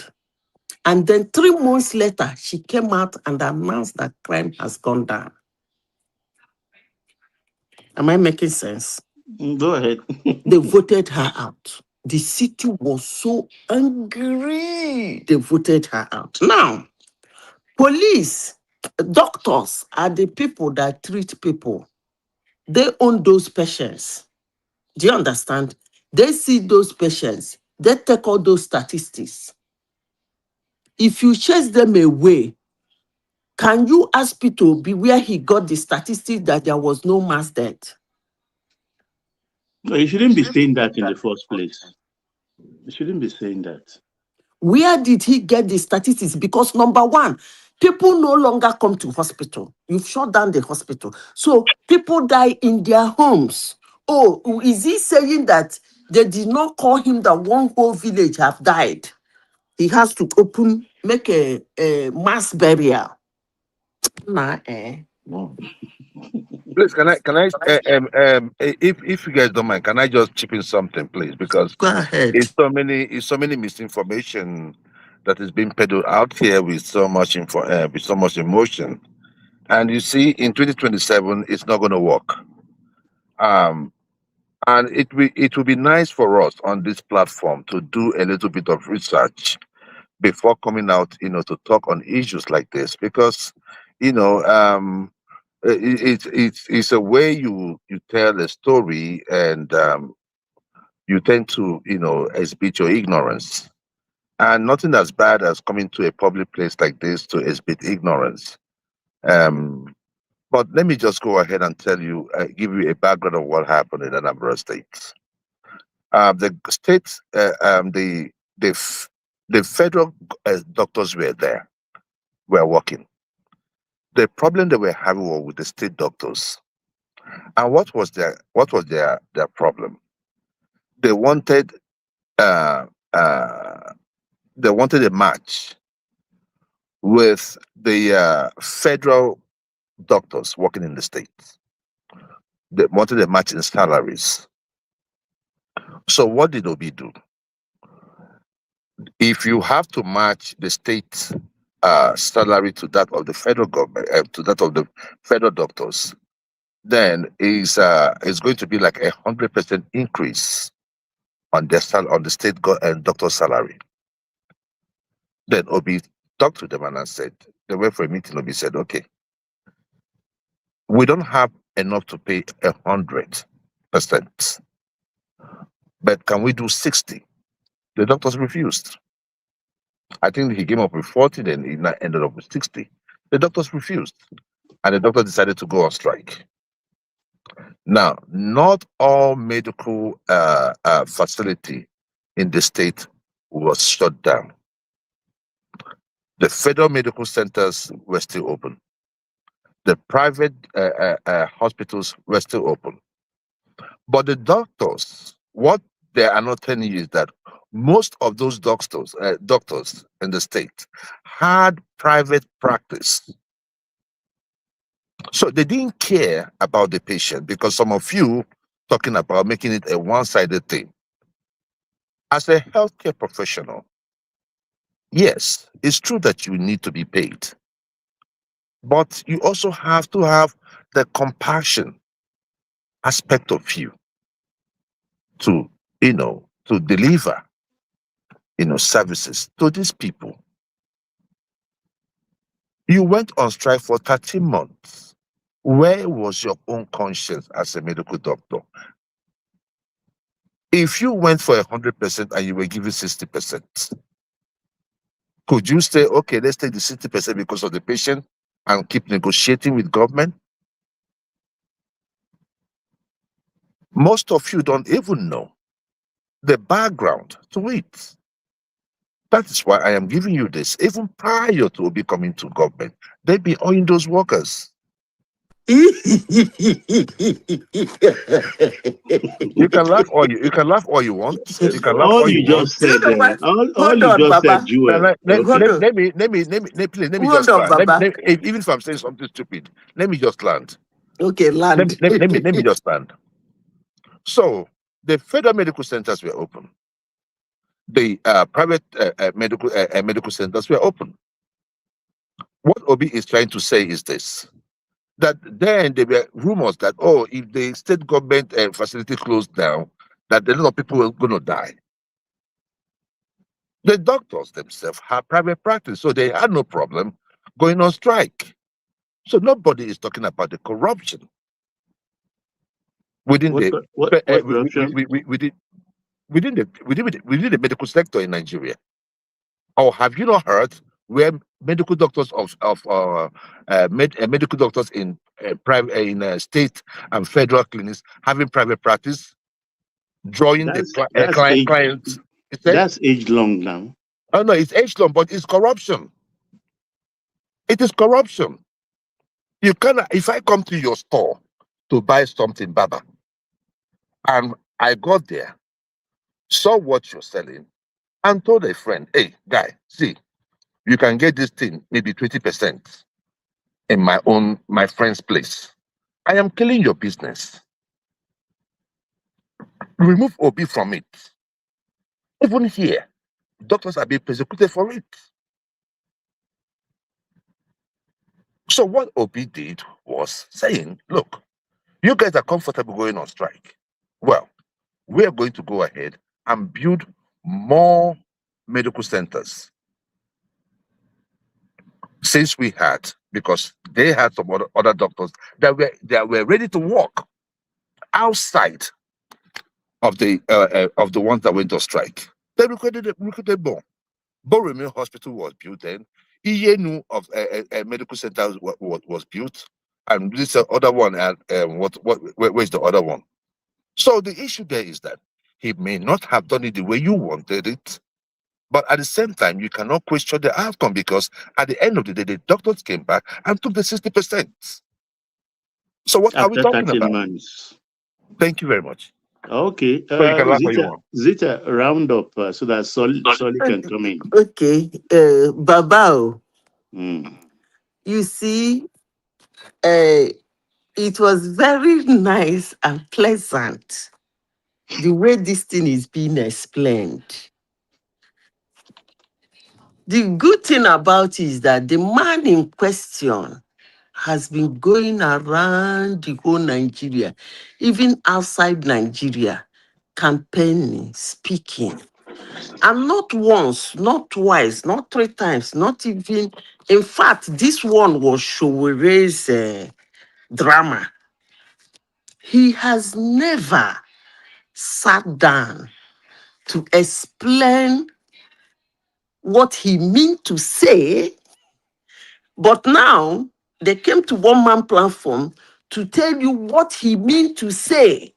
No, it's you that has not been following Obi. Hold He's on. been saying it. No. He has addressed the issue of the 13-month strike. You are the No. one not following him. No, You understand what I I'm saying? follow They've him. asked him in No, I news. follow him. Hold on. And they Go are to playing. Arise. He's interviewing on Arise. Rufai asked him that question. He answered that question. He did not that was explain over this thing you 2-3 are years explaining. ago. Hold on, please. Man. We can pull out, if one man is here now, he will pull out him and Rufai's interview. He did not explain this thing you are explaining. You are trying in your explanation. No, it is public knowledge, madam. Please, let me finish now. It's my turn. In your speech and in it's your not something that is hidden. You can go to Anambra and you ask. If I will get even more facts. Nobody interjected the jewel. Let her finish, please. In your explanation and in your submission, you are trying to warp sentiment, which is very good, though. Don't get me wrong, but you are not the one to do that. It's the man in question. He is the one that is supposed to say, this, I gave them 60, they did not accept. I do this, I do that, I do that. He will be the one to explain all the avenues. And I'm telling you, he did. Please, let me finish. But please, wait now, Joel. Please, let me finish. He is the one, like now they brought him that place yesterday or day before, whenever nonsense they did it. He is the one that is supposed to seize that opportunity when Chiwere threw that thing on him. He will say, yes, this question has been asked me several times, and I have done an explanation. If I were him, God forbid, that will never be him. I will thank Chiwere. Chiwere, I thank you for bringing up this. Now, let me use this opportunity to clarify what happened to people who are listening and being walking and saying what a ridiculous situation. He will start by explaining this thing. 100 times they ask him, 100 times he will explain, because it's not every time he explains, everybody is listening. But you came here this morning to create a beautiful story, whopping sentiment, and even adding the fact that doctors that are doctors, didn't they care for their patients? If Tinubu no flog that man in January, the thing I go do Tinubu, now God go serve him. Okay, before we go to Solly, Madam Zita, let's hear Jewel at least. Maybe he has something to say as a form of addition to his points. Jewel, you have anything to say? Just for a minute, please. Oh, it's not there. Solly, are you awake? Oh boy, Solly. Yes, I am. Oh, okay, okay. The floor is yours, all yours. I was even here the last Get time. close to your mic, please. Okay. I was even here the last time one man was calling my name, but Ah, okay. I just zoned out when Patrick was ranting, trying to agitate Bishop, because the last time I spoke to people in Lagos and I heard all the plans that they already have for Igbo people, I honestly don't even feel like arguing with any Igbo person already. Because they've already started, Tinubu has not even entered, they've already started enacting their plans. And these are people that are working in government, just that people don't know that they've already started enacting their plans. When you are coming here, you are agitating Bishop, I don't understand. Is this something that works in the East? Because outside the East, you are just motivating people to work against you. And the worst type of people are the people that will not talk, the people that will not argue with you, the people that will not fight you, because they will go behind the scenes and they will make sure that they plan something so evil for you that you will never escape it. I call this self-sabotage. And I noticed that a lot of Igbo people do this, especially Igbo people in the East. You are sabotaging the careers of Igbo people outside the East. And I believe that they know that they are doing this, but they just don't care. They just don't give a fuck about other Igbo people. You are making their life hard. Tinubu was the one that How? fought. How, Sorry? sorry? How are we making people, Igbo people's life hard for Okay, let saying the me truth let or me what? let me let me let me give you an example. Tinubu was the one that fought for Igbo people to enter political spaces in Lagos State. Do you know that? I don't Did you get, know that? I Yeah, don't get where you're coming. I don't get where you're coming from with that. before Lagos State was very picky on the kind of people. In fact, if you are not, depending on which state you are from, in Yoruba state, you may not be able to get a position. When Tinubu got there, there was one guy that elected. That guy made so much money from Tinubu that he started buying almost all the lands in Lagos State. And Yoruba people were shouting, they were ranting, What's and his name? Tinubu, What's his name? I can't remember his name. If you use ChatGPT, probably you'll find it out. Just put in that context. And Tinubu was defending this guy. All the Igbo people that were there, Tinubu was defending and fighting for them. And Tinubu helped them stay in their position. When you The look at same way Tinubu defended the Fulani. Carry when, on. when you look at the last election, let's look at the most recent one that you can remember. Do you know how many Igbo people had high positions in Lagos State? Now, can you compare that to how many of them have those positions right now? You have destroyed their political careers. If you want to do your agitation or you want to do your political plan, do it in silence. You don't need to go and start insulting everybody, agitating everybody, confronting everybody, telling people that, oh, because you bought land from them, they are stupid. And now you have built up the place. You own the land for a 99-year lease. You There is know, no more 99 years old. but every land belongs to government. So basically, the land still belongs to Yoruba government. So it's just that you are so intoxicated on minor, little wins that you now think that you've won so big. Now you want to trample on the people that you think you've won over, forgetting I don't that know. those people still. Sorry, excuse me. Sorry, right? You see, sometimes when you speak, right? I stay in Lagos. Most of these things you're saying, I do not see them. I don't know where you're getting all this stuff from.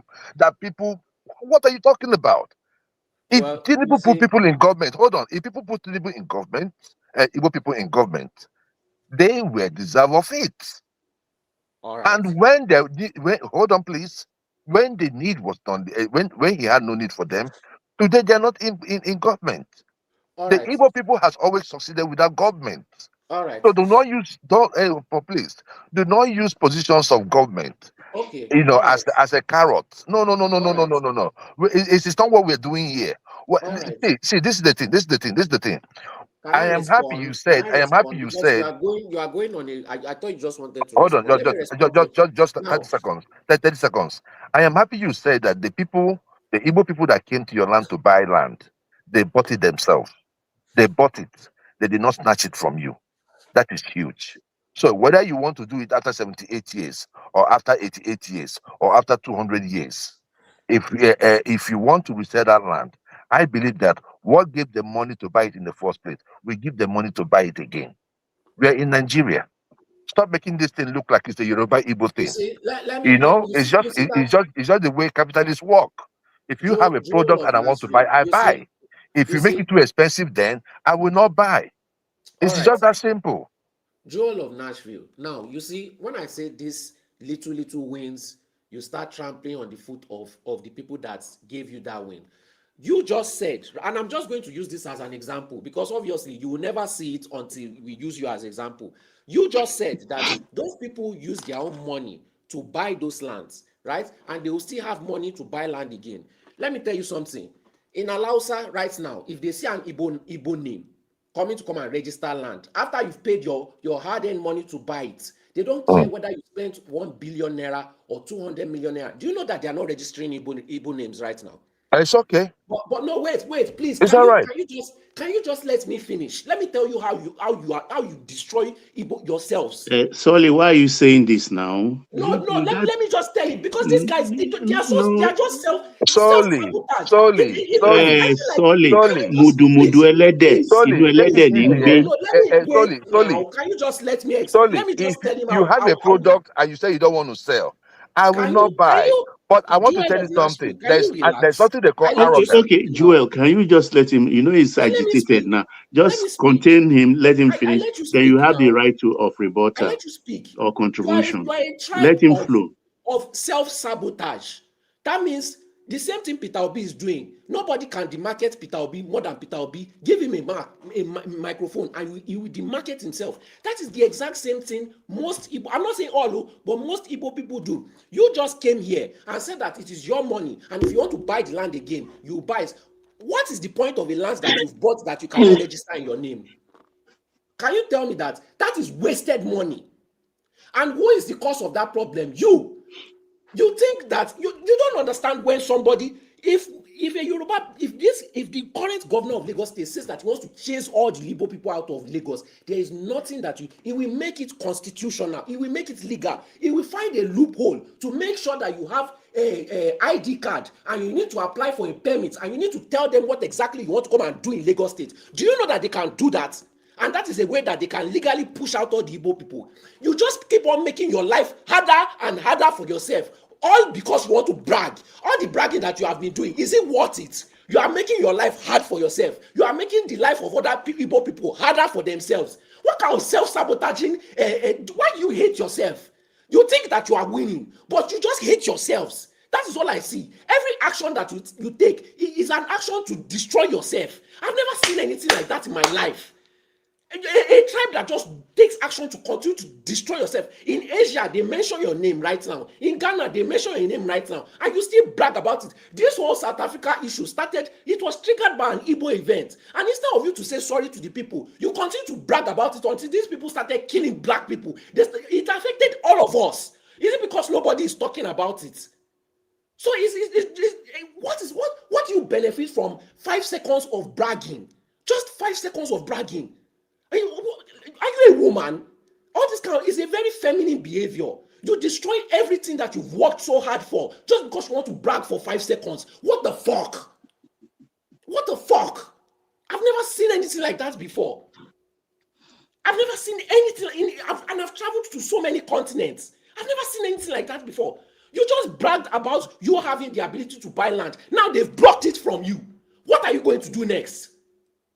What are you going to do next about it? You want to go and fight government? Not even your own government, though. Another person's government. You want to go and fight them? They will make life harder for you. What is this now? And I keep trying to tell you guys, it's not as if I hate you. I'm warning you. I'm trying to help you.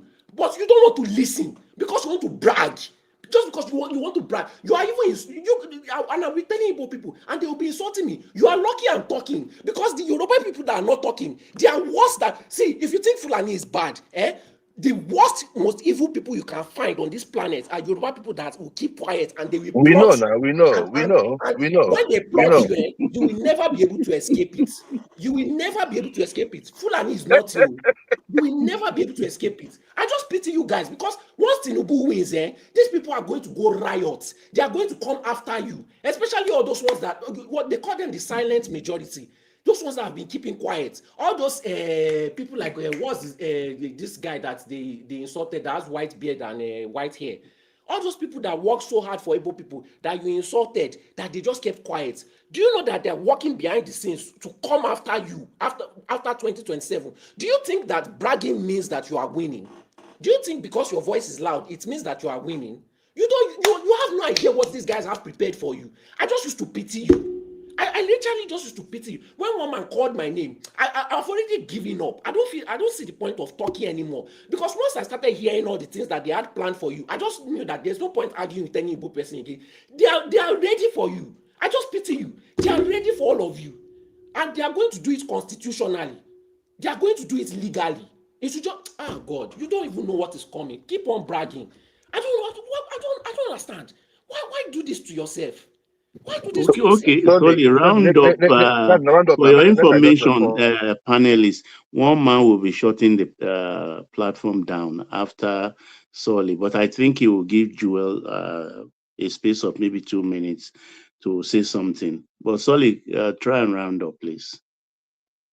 No, I've rounded up. Me, I've given up hope on them. They don't listen. They've self-sabotage so much. I don't think they can ever come But back. Tinubu has to win first now. We already know he's going to win. Okay. You know, let me go. They made it so easy for him. Instead of them to plan, organize, come together, strategize, they were busy insulting. They've been insulting for what did you get from the insult? Nothing. You just very feminine behavior. You just want to satisfy your emotion. You had years to plan, to plot, to strategize, but no, it's insult game. Even the last election, the same thing you did in the last election, you were telling everybody your plans. Do you think that when you're telling people your plan, they will just be sitting down there and they will be watching you? Did you hear any APC member tell you one man, send link for Arogidigba, please. Did you see any APC member ever come out to tell you their own plan? But you go out, you want to brag. Sorry now, make I talk now. I beg, you'll be saying the same thing. Make I talk now. They'll soon shut this thing down. Okay, Joel. One man, don't forget to send link to Arogidigba before you put it in the back. Well, thank you very much, Baba, and to my fellow panelists and to our listeners. Good morning, afternoon, evening, wherever you may be listening from. Joel of Nashville on the One Man Show. It's been a pathetic night. Night full of misinformation, emotions, misplaced emotions, I would say, and scare tactics. to make us feel like, doom is coming. No doom is coming. Solely and to those who support what Solely is saying, I have not come out here to tell you how many lands I have in Lagos State. I don't know who you're listening to. Probably you should start listening to more reasonable people. And I think that most of these things that you bring up here are things that you just made up on your own. And the way you keep repeating it shows that it is something that was practiced and rehearsed. And if there was anyone sounding feminine tonight, I think it was Solely. It's so unfortunate. Solely said that the Igbos started everything in SA, and I don't know when that happened because of the kinship. Probably you need a history. May have to go back to 2019 and look up Burna Boy's posts, and to tell you that it's been long coming. They've been looking for issues. They've been looking for. They're just grabbing straws to ensure that they carry out. So when it happened, Nigerians weren't the only people that were chased out, right? They're chasing out everybody. And I was thinking that some of you, like you, Solly, would learn from South Africa. After doing all the chasing away, how is the street today? What am I trying to say? You cannot threaten us out of Lagos. Nigeria is still a country. When Nigeria ceases to be a country, then we can have that conversation. I repeat, you cannot chase us out of Lagos State. If you want to, if you say you don't want to sell land to us, that is fine. That is within your rights. But stop using these scare tactics that you're going to deal with these people. If you say you don't want to sell land to the Igbos will take their resources somewhere. You make it look like if it's not Lagos that they will leave. No. Arrogance goes before fall. I don't know what has given you that confidence that you just chase Igbos away. And if we say Igbos go, we go. We take our resources somewhere else. So talking about the Igbos abroad making Nigeria look bad. Well, the last list that Trump was going to send, the last group of prisoners that Trump was going to send back to Nigeria. I wish you would look up that list. It was about 65% Yorubas. None of you talked about it. I don't think any of you would, because we have so much hypocrites running on this panelists. But it's okay. It's about the Igbos. Look, on a final note, let me just say this. You see, we either have a country or we don't have a country. We must decide. What we are doing now is just playing politics. Obi said he is better, and Obi is selling himself. Tinubu said, I am better. He is selling himself. Atiku said he is selling himself. None of you here could have the guts to talk about Atiku. But every time it's about Obi. And I see so many people get so emotional over things that have no knowledge about. Like I said earlier on about what Obi did in Anambra State as regards to the 13 months. That is the facts. I am not here to say you dummy. I'm telling you the facts. In fact, there are some other things that I'm not even saying. You go and do the research, and so that when you come out well informed. When you come out here and you spill out all this stuff, people with senses will look at you and say, you have baked.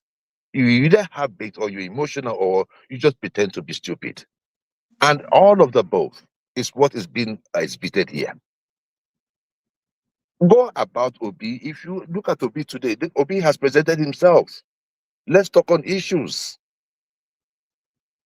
And if we must deal on issues, let us talk about facts. I've not seen any of you come out here to castigate Tinubu, the present government. It is sad.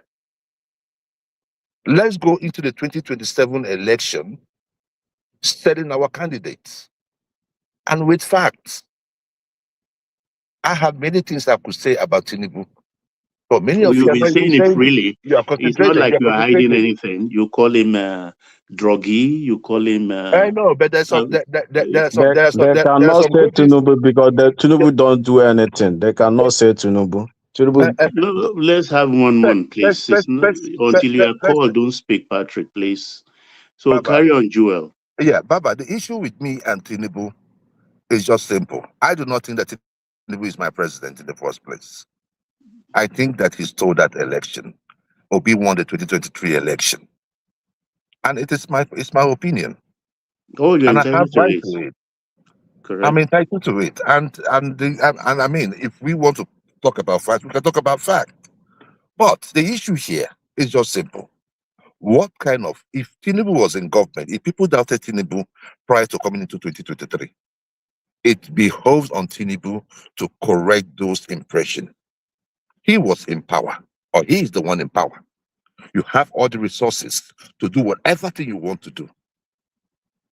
I am miffed that solely is concentrated on Igbos, but did not see the amount of cars that Tinubu brought out for campaign. Where is all those money coming out from? We are talking about billions of naira. But he did it in Billions. 2023 too. Hold on. Without being in government, didn't he? Hold on, my brother. But this, look. You say you did it in 2023. Yeah. We get it, right? But right now he's in government. It's even more because we didn't see those kind of giveaways like the one we saw in Imo State by the by what they call the city boys and all that. You see a lot of money being thrown around. How can you explain to me that today, Baba, the first time I experienced vote buying, it was 20 naira. In fact, they were doing 100. At the time, I remember when they did 500, people were like, what is going on? 500? Baba, in Oshu State, they were buying votes for 20, 50,000. It is ridiculous. And we knew where those money were coming from. Do you consider inflation? Baba, let me round up with this. Because I don't want to sound like a broken record. Let me round up with this. You see, when I look at all this money being thrown around, I believe that those monies could have done Tinubu's image good if it was properly invested. He wouldn't have to buy these things that he's buying today if he had worked actually for the people. When you don't do enough to live in the people's hearts, you have failed. But wait, Joel, wait. When I hear you guys say people, Nigerians, yeah. Do you know, I asked myself, am I not a Nigerian? Am I not a people? I'm not in your camp. Wait, Let me finish my Nigerian question. I'm not part of you guys. So why are you enveloping me in that pocket or something? I don't understand this. It's like Baba, they say, it's either you're in Nigeria or you're not. Baba, you stay in abroad. You don't stay in Nigeria. And when the Bureau of Statistics from Nigeria, the Nigeria Bureau of Statistics, is telling you that about 140 million people live in abject poverty. You are in abroad. And that is the reason why I say, if anybody is supporting Tinubu from abroad, that person should go and live under Tinubu. Go to Nigeria and live. You can't stay in abroad. Well, since Why you you have your countrymen fasting? Most of us are not Nigerians. Most of us are just here. Okay, you just mentioned my name. Under military. Well, I stayed here, but for your information and guidance, I just came back. I think about not up to 2 weeks. You understand? I have my one leg home and I have my one leg abroad. No, You I'm just saying understand? that you should have just stayed in Nigeria. Move Let back me to finish. Nigeria. I am interested in whatever happens back home, and I'm involved fully. You understand that? That is why I'm always here contributing. And this is the only platform. And of course, a lot of things are happening. So just round up, Joel, just in under 1.5 minutes. I am done. No, I am done. My thing is just this. In 2027, we're going to make it about the issue. And for some of us that are afraid, or because I see it as a care tactics, you know, Oga, Obi is going to be on the ballot. Just deal with it. It's not going Oh, to he will. hurt. He will. Most He will be on the definitely. ballot. Yeah, Let's of go out course. there It's my and wish. struggle that if Tinubu wins, he wins. If Obi wins, respect it. That's all. Oh, sure. If Tinubu loses the election, I want to say this: he must leave that seat. Why not? If he lose that election, he will leave the seat. So He that's will it. leave. Let us put it out there. And if he wins, he stays. Wait, Joel. Didn't Trump leave in 2019? Oh, of course he will leave. No doubt about that. Oga, If he finish lost. off. So Joel, finish off. thank you, Joel Well, of Nigeria. No, wait, So Baba, can I Arogidigba, respond? it's Can I your turn. respond? Can I respond? Okay, just Arogidigba, wait, just 1 minute. Of course, all your mommy, Omoro. Go on. All right. Hold on. Baba, 2 minutes for everybody that have not spoken, and then after those 2 minutes, at any point I may shut it down. I won't shut it down immediately, but at any point, but Okay. everybody just so that everybody would have spoken. So if I shut it down abruptly, nobody will feel that they didn't get to speak. So 2 minutes, and then we'll just see how it goes after that. Right? Sorry. So Okay, sorry. Yeah, so first of all, I never said they won't sell you land. I repeated what I said many times. I'm not sure, maybe you didn't listen to me, or maybe you are just trying to calm the nerves of your people. But you see, if you like, buy as much land as possible as you want, right? You are just setting yourself up. Then I never said you made Nigeria look bad, right? I said for the fact that Ghanaians, South Africans, Vietnamese people, Philippines people, all these countries, what's the name of this country? But there are so many countries. They can now place where you are from in Nigeria. They can even they can even place what state you are from. Shows the kind of unique issue that you have. Everybody, there's literally a video of a Ghanaian politician pinning it down to you. I can play it right now. I can play it just right now. To the police station and take the report. Yeah. You will see that 80% are Nigerians and they are all Igbos. There's no Yoruba man. There is no Fulani Hausa man. Yeah. Go and look at the murder cases where people have murdered people with heads, holding heads, and other things. They are 99% is Igbos. Igbos. Go and look for armed robbery. Where people will stop cars. They are all over the whole country. They are in every part of Ghana. Selling spare parts, bicycles, parts, what do you call it, phones, and they are a serious threat to our society and our sovereignty. They are the one doing the armed robbery. Yeah. They are the one doing the prostitution. Now you are comfortable allowing such a man, even telling him that you have, look, diplomatic ties does not mean that you should be foolish. No. Diplomatic ties doesn't mean you should be foolish and sell out your country. Okay, that's all right, Solly. Please go ahead. Round up. Politician. So, everybody cannot be wrong. And you said, I'm interested in the Igbos, that Tinubu just bought car. I'm a Showore supporter. So, are you saying that I'm supporting Tinubu buying cars? I don't understand the accusation. This is just deflection. Okay, thank you, Solly. Arogidigba, please go ahead. 2 minutes according to 1 minute. Baba, take yes. Okay, I move on. I progress. Well, Kagba come, Yes, sir. Okay, Baba, like you said, you are someone that is present in Nigeria. You have an understanding of what is going on. And likewise, I have someone that I speak to in detail. We speak passionately about Nigeria. The individual comes from the early class in the north.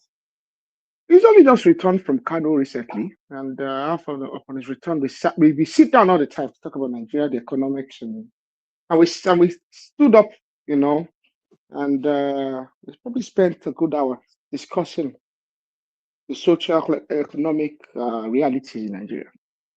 What I've been made to understand is Nigeria is very tough at the moment, but a lot of people are doing extremely very well. And there's actually now a dichotomy between people that, if you're a salary earner, Nigeria can be tough for you, is what I've been made to understand.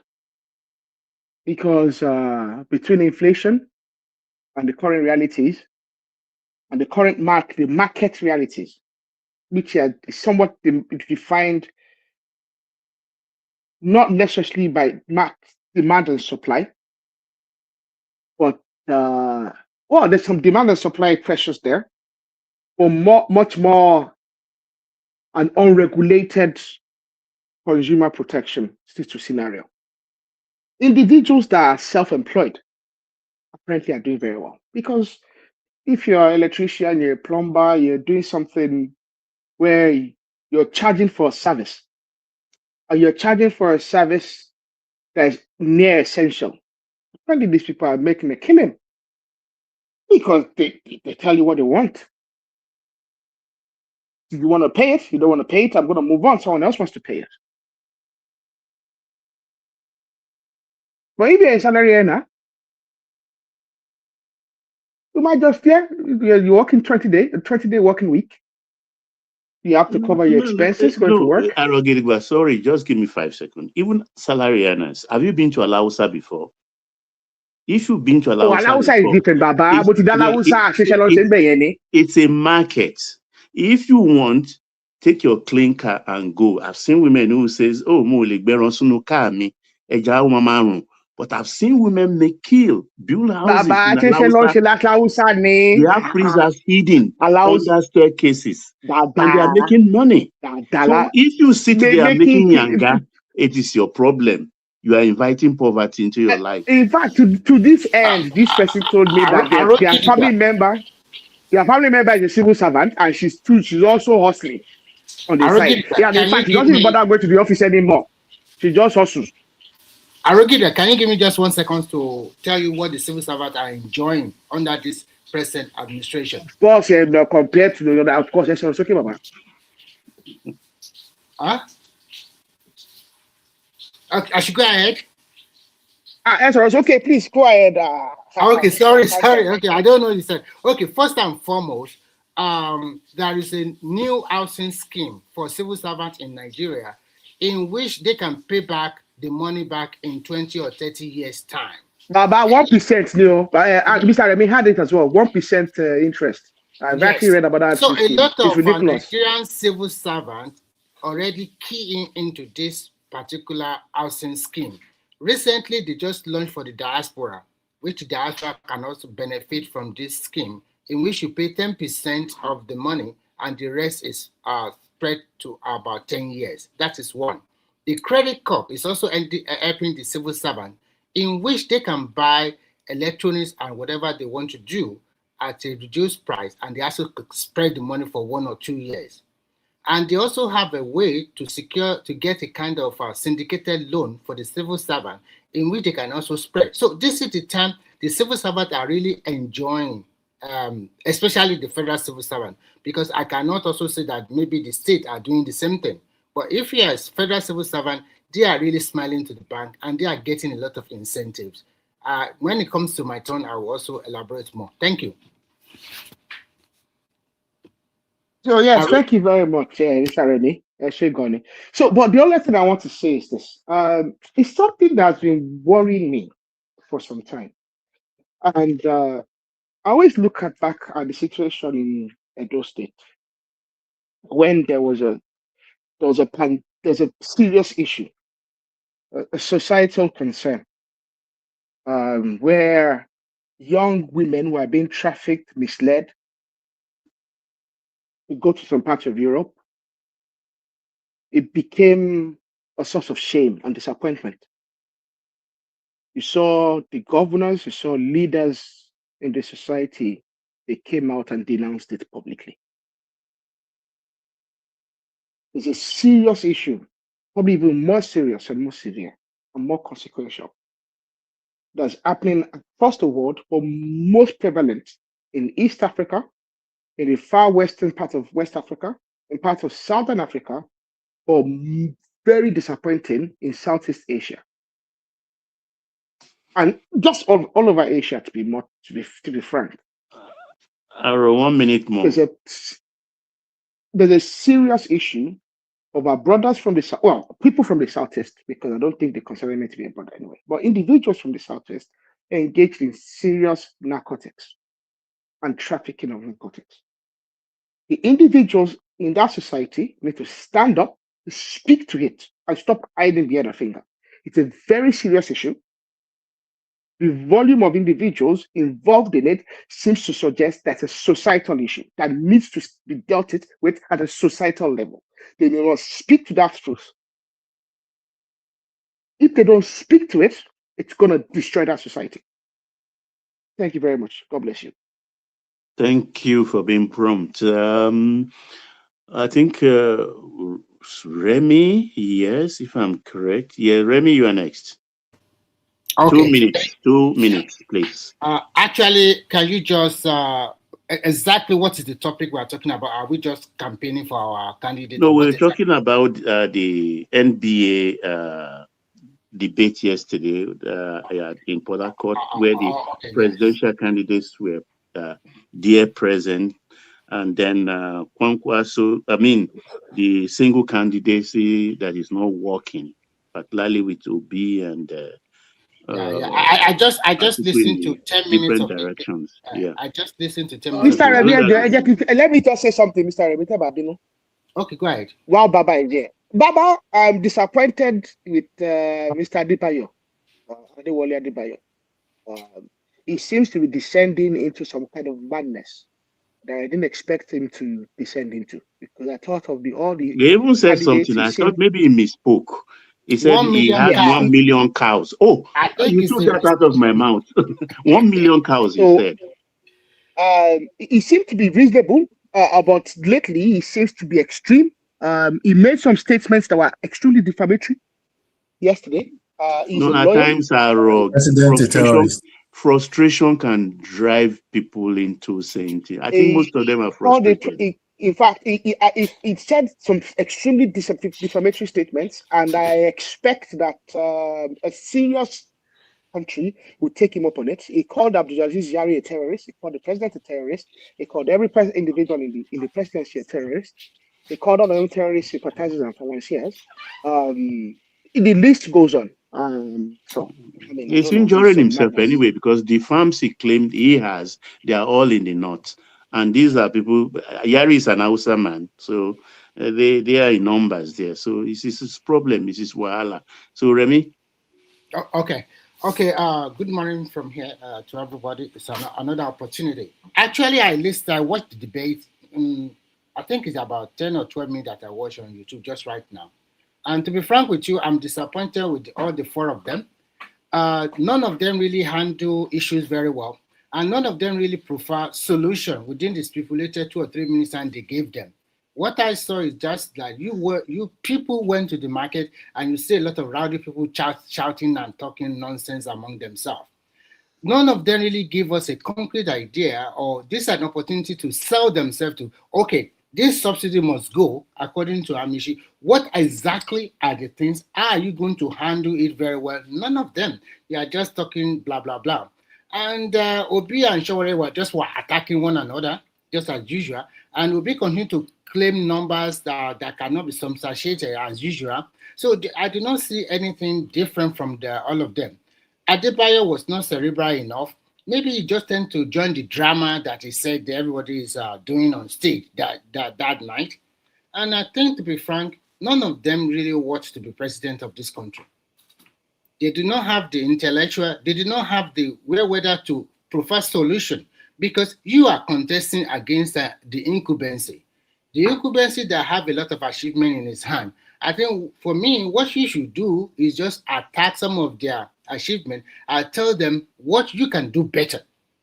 Use that opportunity to tell Nigeria or those people sitting in front of you exactly what you are going to do better. So you are not doing that, but you are just attacking personality. And at the same time, you are talking down on the Nigerian military.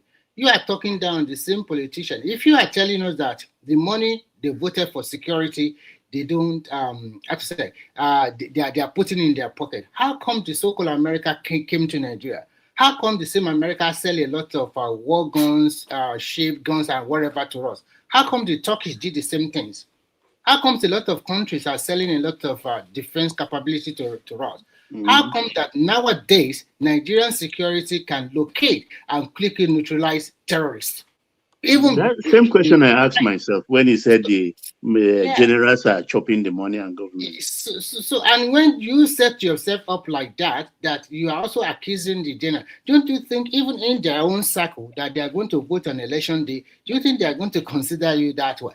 Sometimes these politicians, sometimes we give them a lot of if you really sit down and try to look one of them after the other, you discover that they are not even clever. 30 Even more, seconds more, Remy. so they are not as intelligent as you are. So I will use these 30 seconds to talk about the present administration. The present administration have really done wonderfully well by taking us out from the woodwind.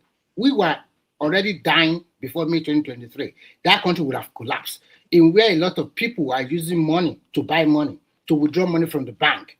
But today, our net external reserve in 2020 was 3 billion naira.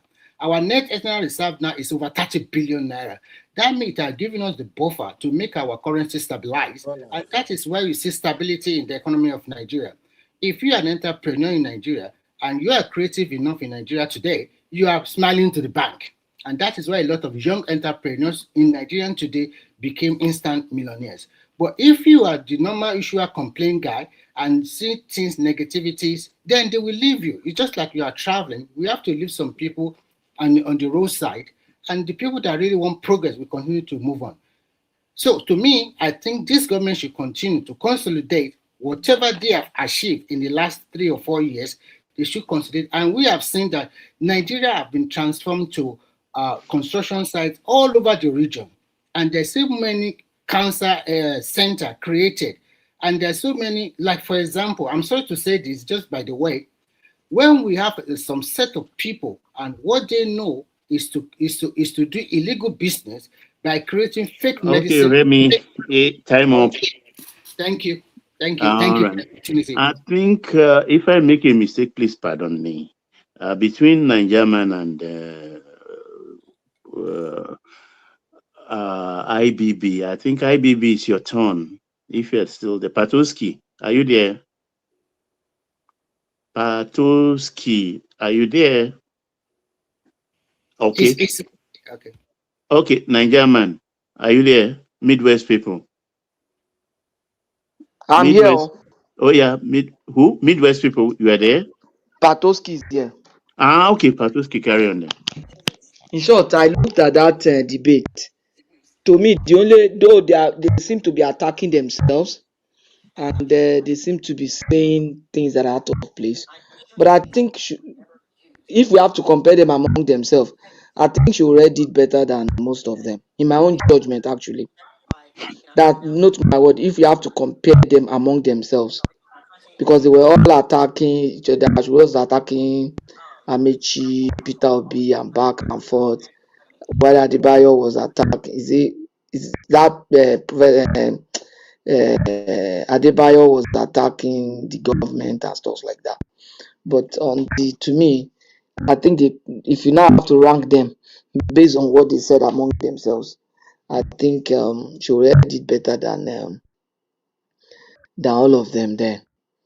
Then maybe Amechi. Obi did better than Adebayo actually in that place. But I think she already did better, brought some information out and confronted Obi with it. Adebayo was a Obi disappointment. could not I never say knew. otherwise.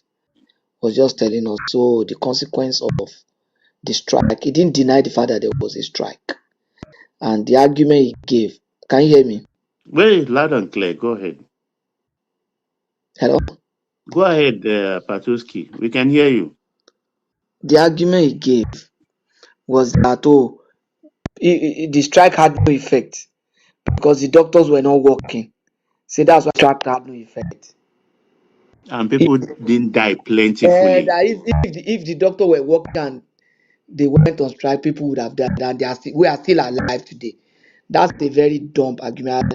Actually, the man is very smart, but that argument is very dumb and very insensitive.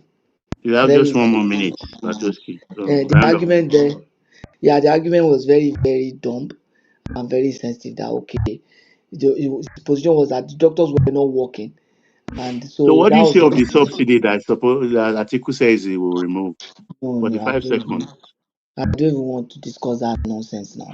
I think what happened was that the man made that statement.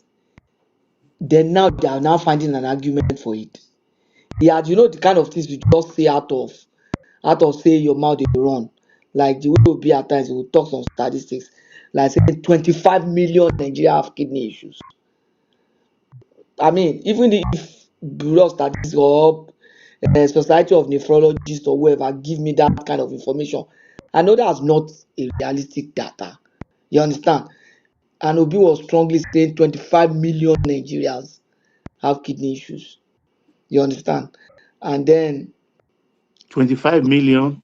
That was what he said. If you listen to that, he said he was talking about building renal center, that we have less than 10 cancer center, which is true. He was right there. We have we have about close to 6 or 8, depending on the way you want to look at it.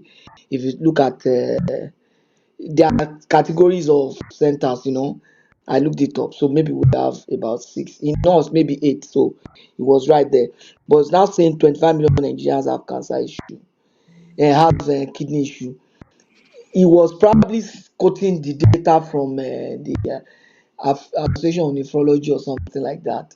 But that data is questionable. You understand? Because I don't even believe we are up to 250 million that they claim. Same here. But that would do our